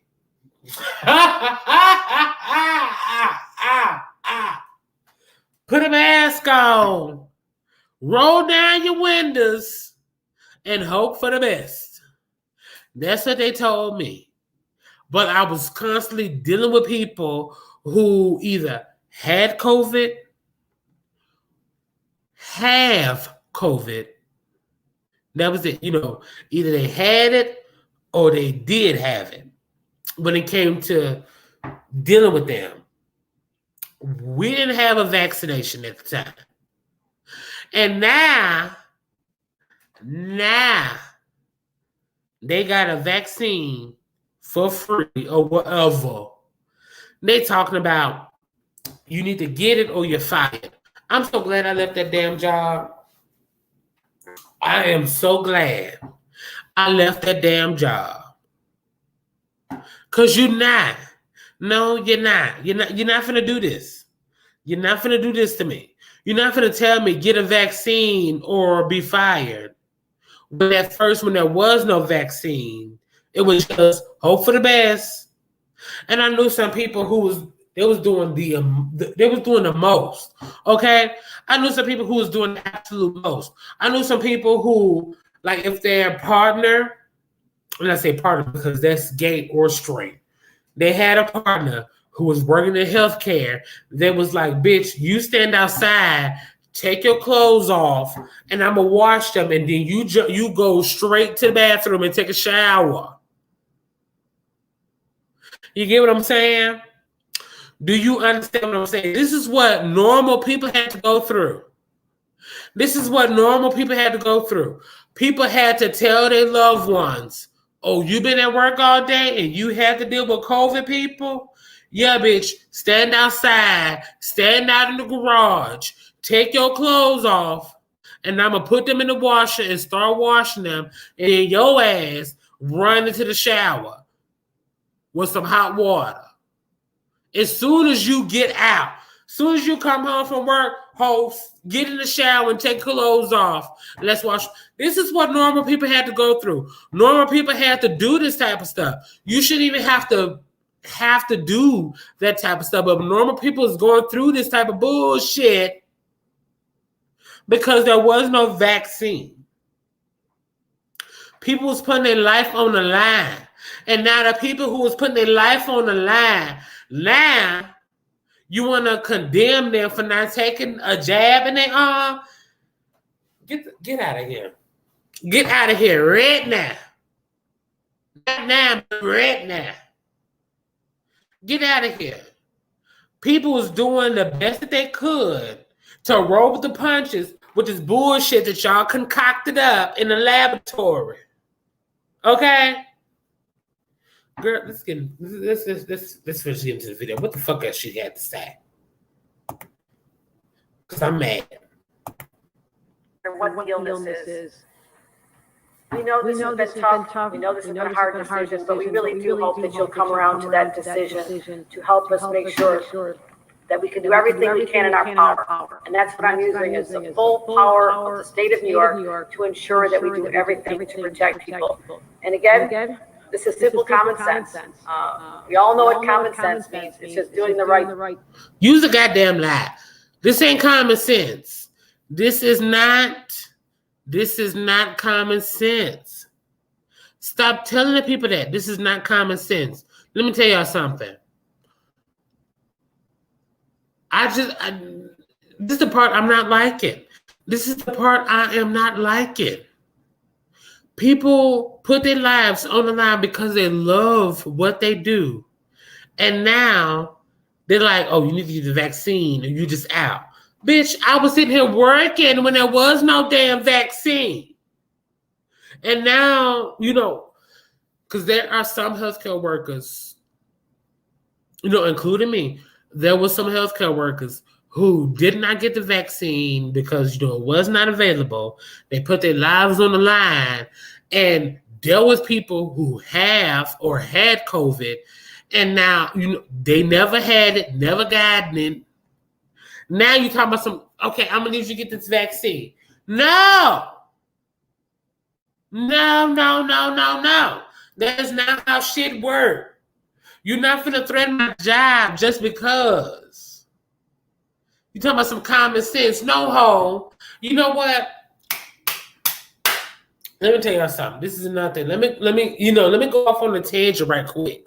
And y'all let me know if y'all smell what I'm stepping in or not. I'm not, the only reason, okay, let me tell y'all something. Let me break this down to you. Let me tell y'all one of the first main reasons of why I did not like or did not want to get vaccinated. Let me tell y'all something, and then, this is gonna be it for me. What she say? Yes, they did create COVID-19, in the lab. Yes, I agree with that. Let me tell y'all something. The fact that COVID-19, not, SARS and coronavirus is relatively an old thing, but there was no vaccine for it because it was not that damn serious in the States. But the fact that cancer and HIV and AIDS has been around for so damn long, and people have donated so much money to those causes, they still don't know, quote unquote, still don't know how to solve it, how to get rid of it. They don't know nothing. But yeah, COVID-19 has been here for a year and a half, 2 years, yet there's a whole damn vaccine for it. That's the part I'm not understanding. There was no COVID relief fund, okay? There was no, y'all, let's get rid of COVID-19 altogether. Y'all don't donate money to this person, that person, let's donate money so we can get rid of COVID-19. It was none of that. It was none of that. But yet cancer, HIV/AIDS has been around for how long? And has been getting rid of poor people for how long? There's nothing to get rid of HIV, and there's nothing to get rid of cancer.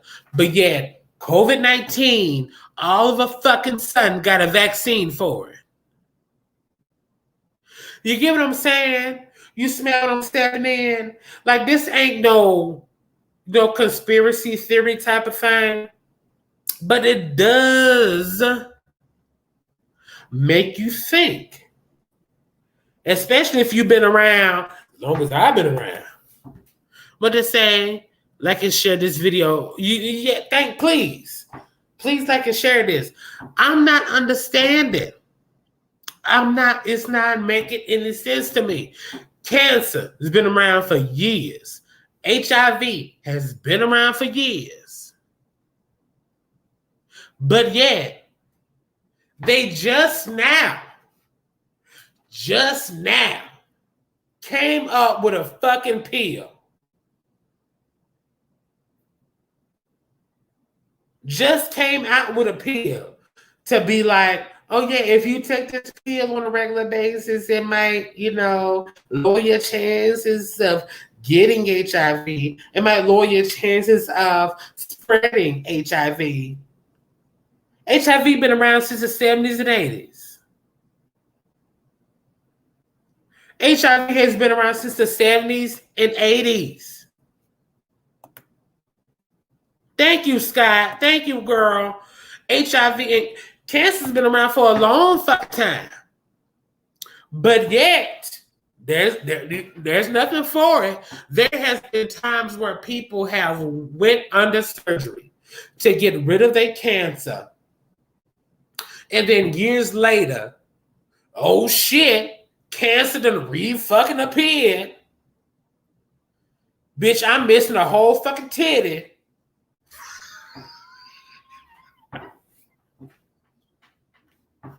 Bitch, I'm missing a whole fucking titty because of cancer. And then, bitch, I done got rid of my ovaries because of cancer. And cancer just reimagined its fucking self in my goddamn lungs. You cannot, girl, really? All them goddamn cancer walks, all them goddamn cancer relief funds and shit, all them donating people done did to cancer, ain't nobody came up with not fucking cure. I done see, and you know what? And I done seen cases where, this is the funny fucking part. This is funny. This is so fucking funny. I want to laugh, but it's not even really that damn funny. But I done seen some funny shit because, they tell people smoking cigarettes, cause cancer. Secondhand smoke cause cancer. You being around fucking microwaves and shit cause cancer. I done seen people live near pig farms and get fucking cancer. You get what I'm saying?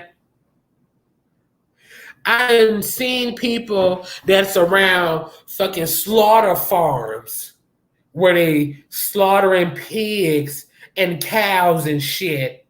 And because of the shit they spraying in the air, they end up getting cancer. People who don't even smoke. People who don't even do the normal shit that will get you cancer, they end up catching cancer. But yet, ain't no pill, ain't no vaccine, ain't no way in hell they gonna get rid of cancer. Cancer been around since before Cash Money Records took over for the 99 and the 2000. Bitch, ain't no goddamn cure for cancer. But yeah, COVID-19 just popped up out of fucking nowhere 2 years ago, and all of a sudden they got a vaccine for it. And to me, that was one of the reasons why I didn't want to get the vaccine, because the shit wasn't making no sense. The puzzles was not putting together clearly. Shit was not making sense to me.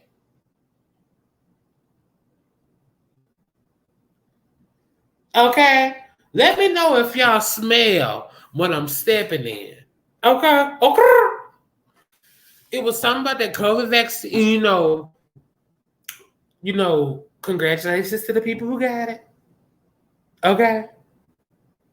It ain't about you. It ain't about you that trust the government and what the fuck they do, and you went ahead and get the vaccine. Go ahead. Do what you want to do. It ain't about you, ho.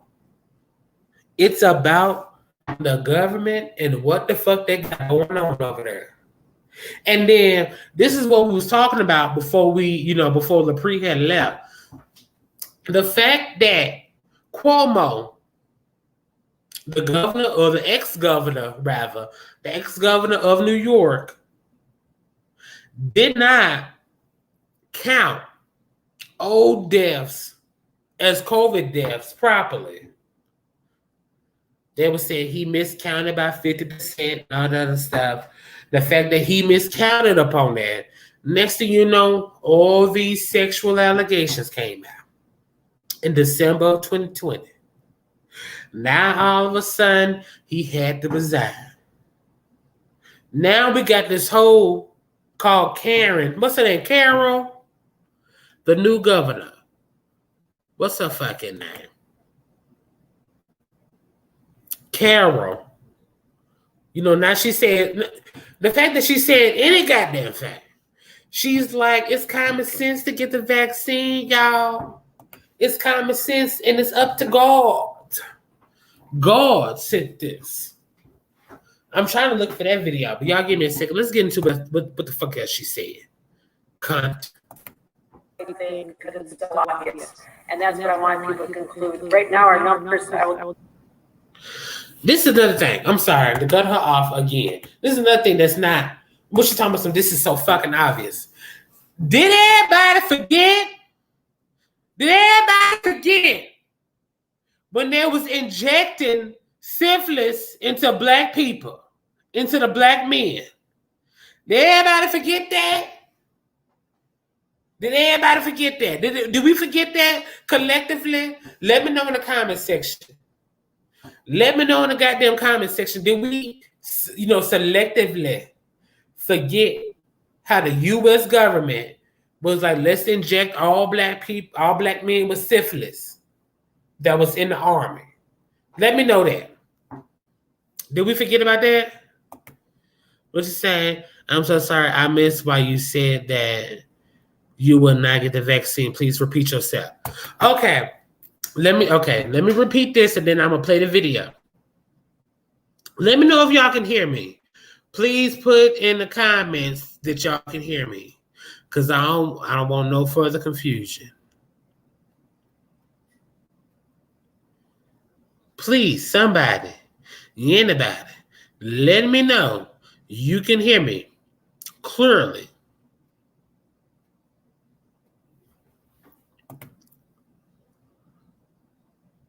Say heck no, I have forgot. Girl, I see you forgot, but can you hear me?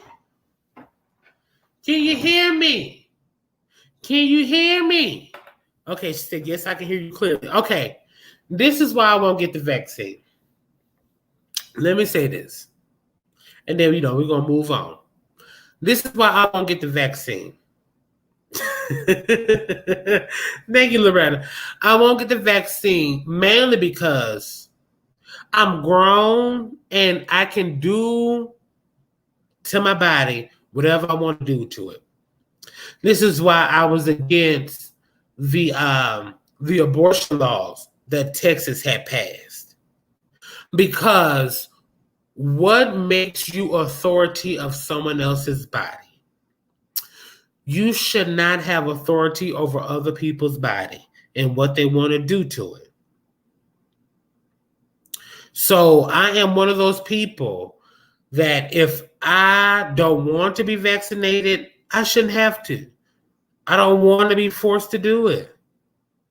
That was my main reason on why I didn't want to be vaccinated. And then another thing I don't want to be vaccinated is because I am questionable. I do question the government and what they do and how they do it. Because there have been times where the government have fucked us over. I'm sorry, you save. There's been times where the government has screwed us over. As community of the poor and as Black people, the government has screwed us over. So, that was reason number 2. Is like, I'm grown. I don't want to be told what to do with my body. And then because I don't trust the government. You get what I'm saying? So, that was the only reason. But the thing is, see, and this is the problem, not the problem, but this is what some people are just, this is where some people get stupid. Okay.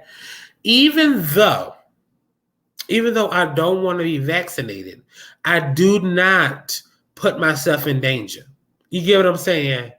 I'm not, I would go to the same grocery store and that would be it. That's the only other place I would go besides home and work. I would go to the same grocery store. Just in case if something happens, it'll be easy to track. Because I know something is going on out there. I don't want to be stupid to where it's like, oh, I've been to this place, I've been to that place, I've done this, I've done that.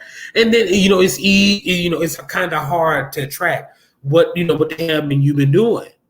But and even now, I start ordering my groceries so that I wouldn't have to go into the grocery store. I start ordering my groceries. I work in the same place, and anything that I do extra, it'll be going to family members' house. Just so if anything were to happen, it can be easily traced. And because I know what's going on out there, I do not want to be caught with my pants down. You get what I'm saying? I don't want to be out there and just doing whatever and with whomever. I think the other place that I have went to since the pandemic, like as far as like enclosed, was to one restaurant. And that was a couple of weeks ago. And nobody else was sitting next to us. You get what I'm saying? Like I am super duper careful on what I be and what I'm doing. So that if anything were to happen, it'll be easily traced. But, at the same time, I don't want to be vaccinated. I don't want to be told what to do. I don't want to be forced to do something that I don't want to do. You get what I'm saying? I've been like that since I was like 5 years old. I don't want to be forced to do something I don't want to do. I've been that way all my life. Today ain't going to make no damn difference. You get what I'm saying? So I just don't, no, I'm not seeing it. I'm not seeing it in my future. I'm not seeing it in the cards I got laid out of me being vaccinated. No, ma'am, hamburger, ham. No, I'm good. But at the same time, I would not put myself out there and, put myself out there and possibly get in trouble or possibly get infected with something. You get what I'm saying? Ooh, excuse me. And I've been like that for the longest. I've been like that for the longest. Before there was a pandemic. If somebody sneezed in front of me, I would literally push them. There's been times where I've almost lost a job because I was physical with another employee. And it was like, what'd you do? Why'd you do it? I was like, bitch, they coughed. They sneezed. And I pushed them. Andre, you can't do that way. You can't be that way. I don't give a damn. I don't get sick. And I would like to keep it that way. Ain't got time. No.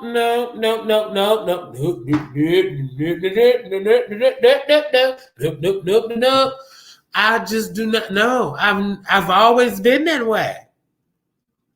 And I've almost, lost opportunities because I was that way. No, I'm good. No, bitch, you cough, get away from me. I've told employees they start sneezing, wheezing, and coughing. They're like, it's just an allergy. Well, bitch, I'm just going to say, get away from me. Because I don't get sick. I have to keep it that way. I can't even tell y'all the last time I had the flu.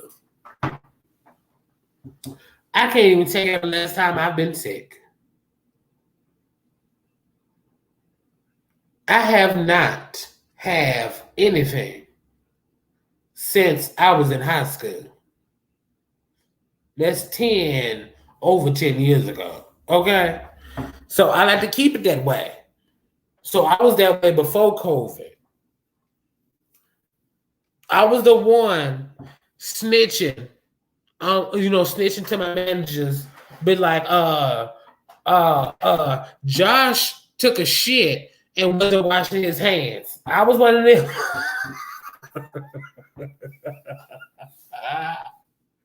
I was one of them. Okay.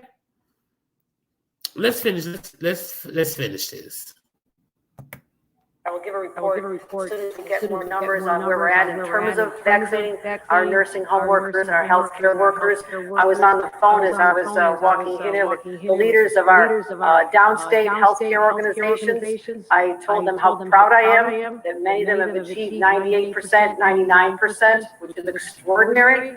And I wanted them to convey on my behalf, the people of New York, thank them for their leadership in having this occur, but also to the people who listen to them. But we'll be convening what I'm going to call an operations center, where we're going to find out the resources we have at hand. I've asked some of the hospitals who have those high numbers to give us the names of individuals who are willing to go elsewhere. We're going to have to build a team and be able to respond to areas where they've not been so responsive in terms of making sure their employees have not answered our call, our requirement. I'm tired of her. I'm so tired of her. I'm so tired of her.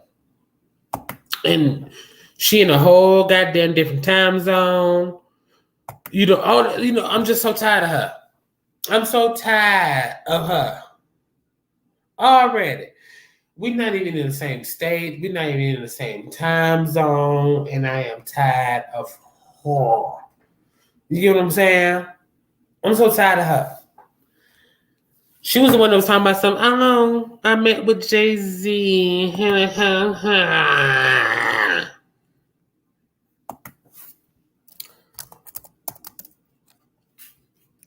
Let me show y'all something.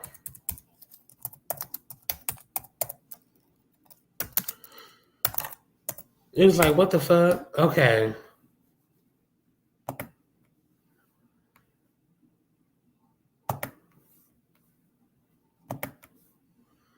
It was like, okay, girl, you met with Jay-Z? Is that what it? Is that what you're talking about? I was like, oh, Jay-Z, oh, how cute. I can't stand Jay-Z's hair. You know what? I'm all up for uplifting black people.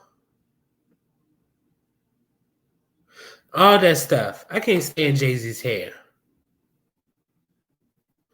Who was it she said? Let me see. I was just like, okay, girl. Okay. She's like, have a meeting with Jay-Z, and the next thing you know, nurses and shit getting fired. And they got a whole vaccine mandate. Was Jay-Z part of that? Okay. Okay, girl. But hold on, I'm finna call somebody.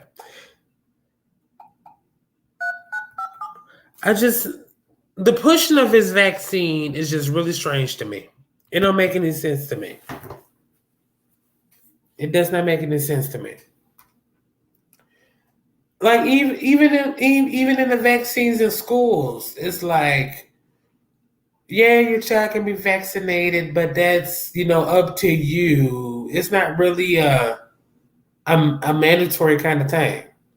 But yeah, now they want to make it mandatory. They want to make every damn thing mandatory.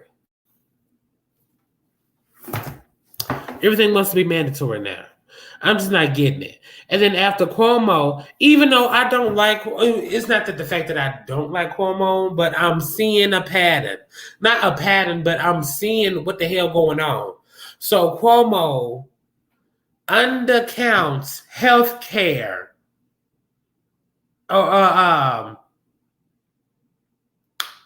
People in a nursing home. You know, which goes with healthcare people. He undercounts nursing home COVID deaths, quote unquote COVID deaths. And then all these allegations of Cuomo touched me and comes up. And then he has to resign as governor. And then even on CNN, his brother, what's his brother name? Chris Cuomo? Let me see. Hold on. Christ, Lord Jesus. Chris Cuomo, you know, the one who was on there laughing and he can with Don Lemon faggot ass. Okay. Hold on. Let me take one step at a time. So, Andrew Cuomo, the ex-governor of New York, had to resign. And then you get this new governor that's mandating vaccines for healthcare workers, firing them if they don't got it, tell them they stupid, they're ungodlike, they're unchristian-like. Loretta, I know you a Christian. Tell me what you think. Okay? Do you believe it? Do you believe that the vaccine was of God? And that you are ungodly if you don't take it? Let me know in the comment section. And then, so, you know, Andrew Cuomo resigns, yada, yada, yada, yada, yada. Then you got people, you got this one woman talking about some Chris Cuomo touched me. Part of CNN, and Cuomo is part of CNN, a liberal news outlet, because you know Trump was like, that's fake news, talking about CNN. Now you got Cuomo. I'm confused. What's going on? Okay, I'm not confused, but I am trying to figure out what the hell is going on up in here. Okay? What is going on? What is happening? Can y'all tell me? Because I don't know. I ain't figured it out yet. Do y'all believe what this new governor of New York is saying? That this vaccine is part of God's will, and you are denying God and his will if you don't take it. Y'all believe that? You can't be that stupid. You cannot be that stupid. But let her say, she coming out, thank God. Okay, she said, no, I don't feel that way. She said, no, I do not feel that you are not a Christian if you not take the shot. Thank you, girl. I'm so glad. And you know, Loretta is one of them, you know, saved, sanctified, Holy Ghost filled type of Christians. And so I'm glad to hear that. She's one of those, let me tell you something. Like, take heed of what I'm saying. Loretta is one of the real deal Holyfields, okay? Loretta don't play around, all right? She don't play around when it comes to God and her beliefs, okay? You say, yes, sir. Yeah. Loretta's one of the real deal Holyfields. So if she said it, it must be real. Oh, if she said it, it must be real. Oh, if she said it. I'm just playing.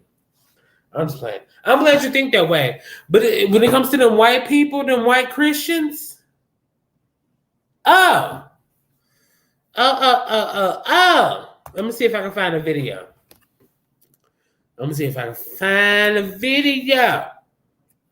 What's her name? Kathy who? Kathy Hocha. Y'all give me a second. Craze.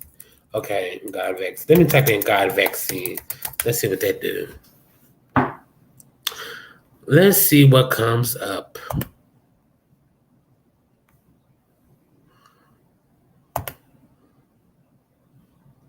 Okay, I think I got something. My bad, Jazz. Okay, hold on. Let's see.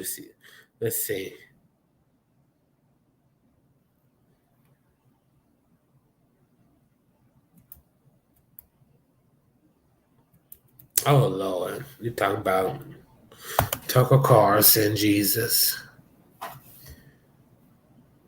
I was trying so hard not to see him today.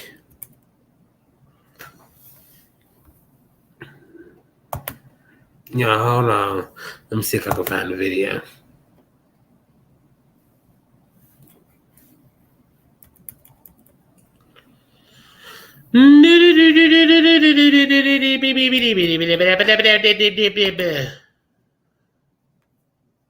Ooh, okay. Oh, hold on. I found an article. I wanted to hear y'all. I wanted for y'all to hear her say it. I mean, because that would have been cool. So y'all won't think I was just making shit up. What did they say? You are funny. Child, I try to be. I try. Lord knows I try. Okay. So let's see what she had to say. So New York Governor Hochul, keyword ho, I'm joking, tells Christian worshippers, God wants you to be vaccinated. Hallelujah. Hallelujah. Let's go on down to this article. Hold on. It's an ugly picture. Okay. New York governor, the new governor, Kathy Hochul, told Christian parishioners on Sunday that God wants them to be vaccinated. Hallelujah! Hallelujah! Hochul assumed office last month. Yeah, the Cuomo, yeah. What she said. Controversy made the remark while speaking with worshipers at the Christian the Christian Cultural Center in Brooklyn. Jesus. Yes, I know you're vaccinated. Hallelujah. They're the smart ones. But there are people out there who aren't listening to God and what God wants. You know this. You know who they are. Oh, Lord. I need you to be my apostles. I need you to go out and talk about it and say, we owe this to each and another. We love each other. Jesus taught us to love one another. And then, how do you show that love but to care about each other enough to say, please,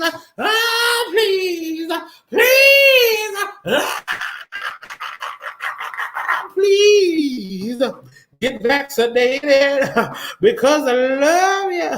I want to live. Look at your name and say, oh, I want to live. I'm sorry. I am so sorry.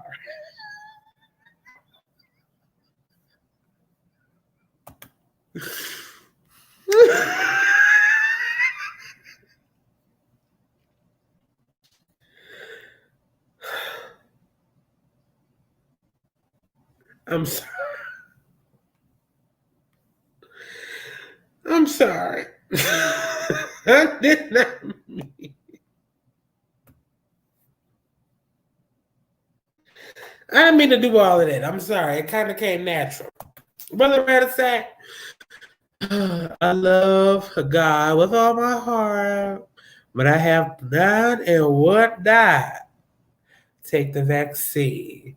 So many people are dying that have taken the vaccine. Now, I don't know what she said. She also said they're not reporting all of those that have died specifically from the vaccine. Now, I'm not going to be on here. I shall not be on here sharing that type of information, only because I have not done my due diligence on if people have died from the vaccine or not. I don't know. And then, I ain't going to take my words from no Nicki Minaj. I just don't know. I don't know. But, it ain't too far-fetched to believe that people have died from a vaccine. I mean, it's not too far-fetched. There's so many people, and if one or two are the exceptions, then, they are the exceptions, and that comes with any vaccine, because we are all not built alike. We all don't have the same immune systems. We don't all have the same, we're all not the same. We are not, we're not built the same way. So if some people have died or some people have experienced certain things because of the vaccine, that's not for me to say, because I don't know. I have not done all my research. But the fact that some people have gotten COVID, even though after they've gotten the vaccine, even though their chances of surviving is a little bit higher, it still don't make sense to me. Cause I'm just like, if I'm getting vaccinated, I don't want it. If I'm getting vaccinated, I don't want it. If I'm getting vaccinated, that means I shouldn't have it at all. Okay? Okay. If I have it, I shouldn't be having it at all. But, I'm going to leave y'all with that.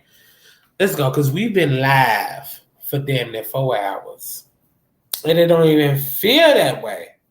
And I got stuff to do in the morning. So, I'm going to let y'all go with this. If you want to get vaccinated, get vaccinated. If you don't want to get vaccinated, don't get vaccinated. Whatever you want to do, just do you and be true to you. Okay? And that's about it. We'll catch y'all next time. Who knows the next time we'll be live? Who knows? Oh no. But talk to y'all later. Bye. I pay every bill in this house, right? And I fix everything in this. Ooh, I done hit the wrong goddamn video. Hold on. It won't last. Look. That's because I already did my 10,000 steps today. Told you so. Screw you, Sam. I'm going home. Today's segment is pretty much talking about pick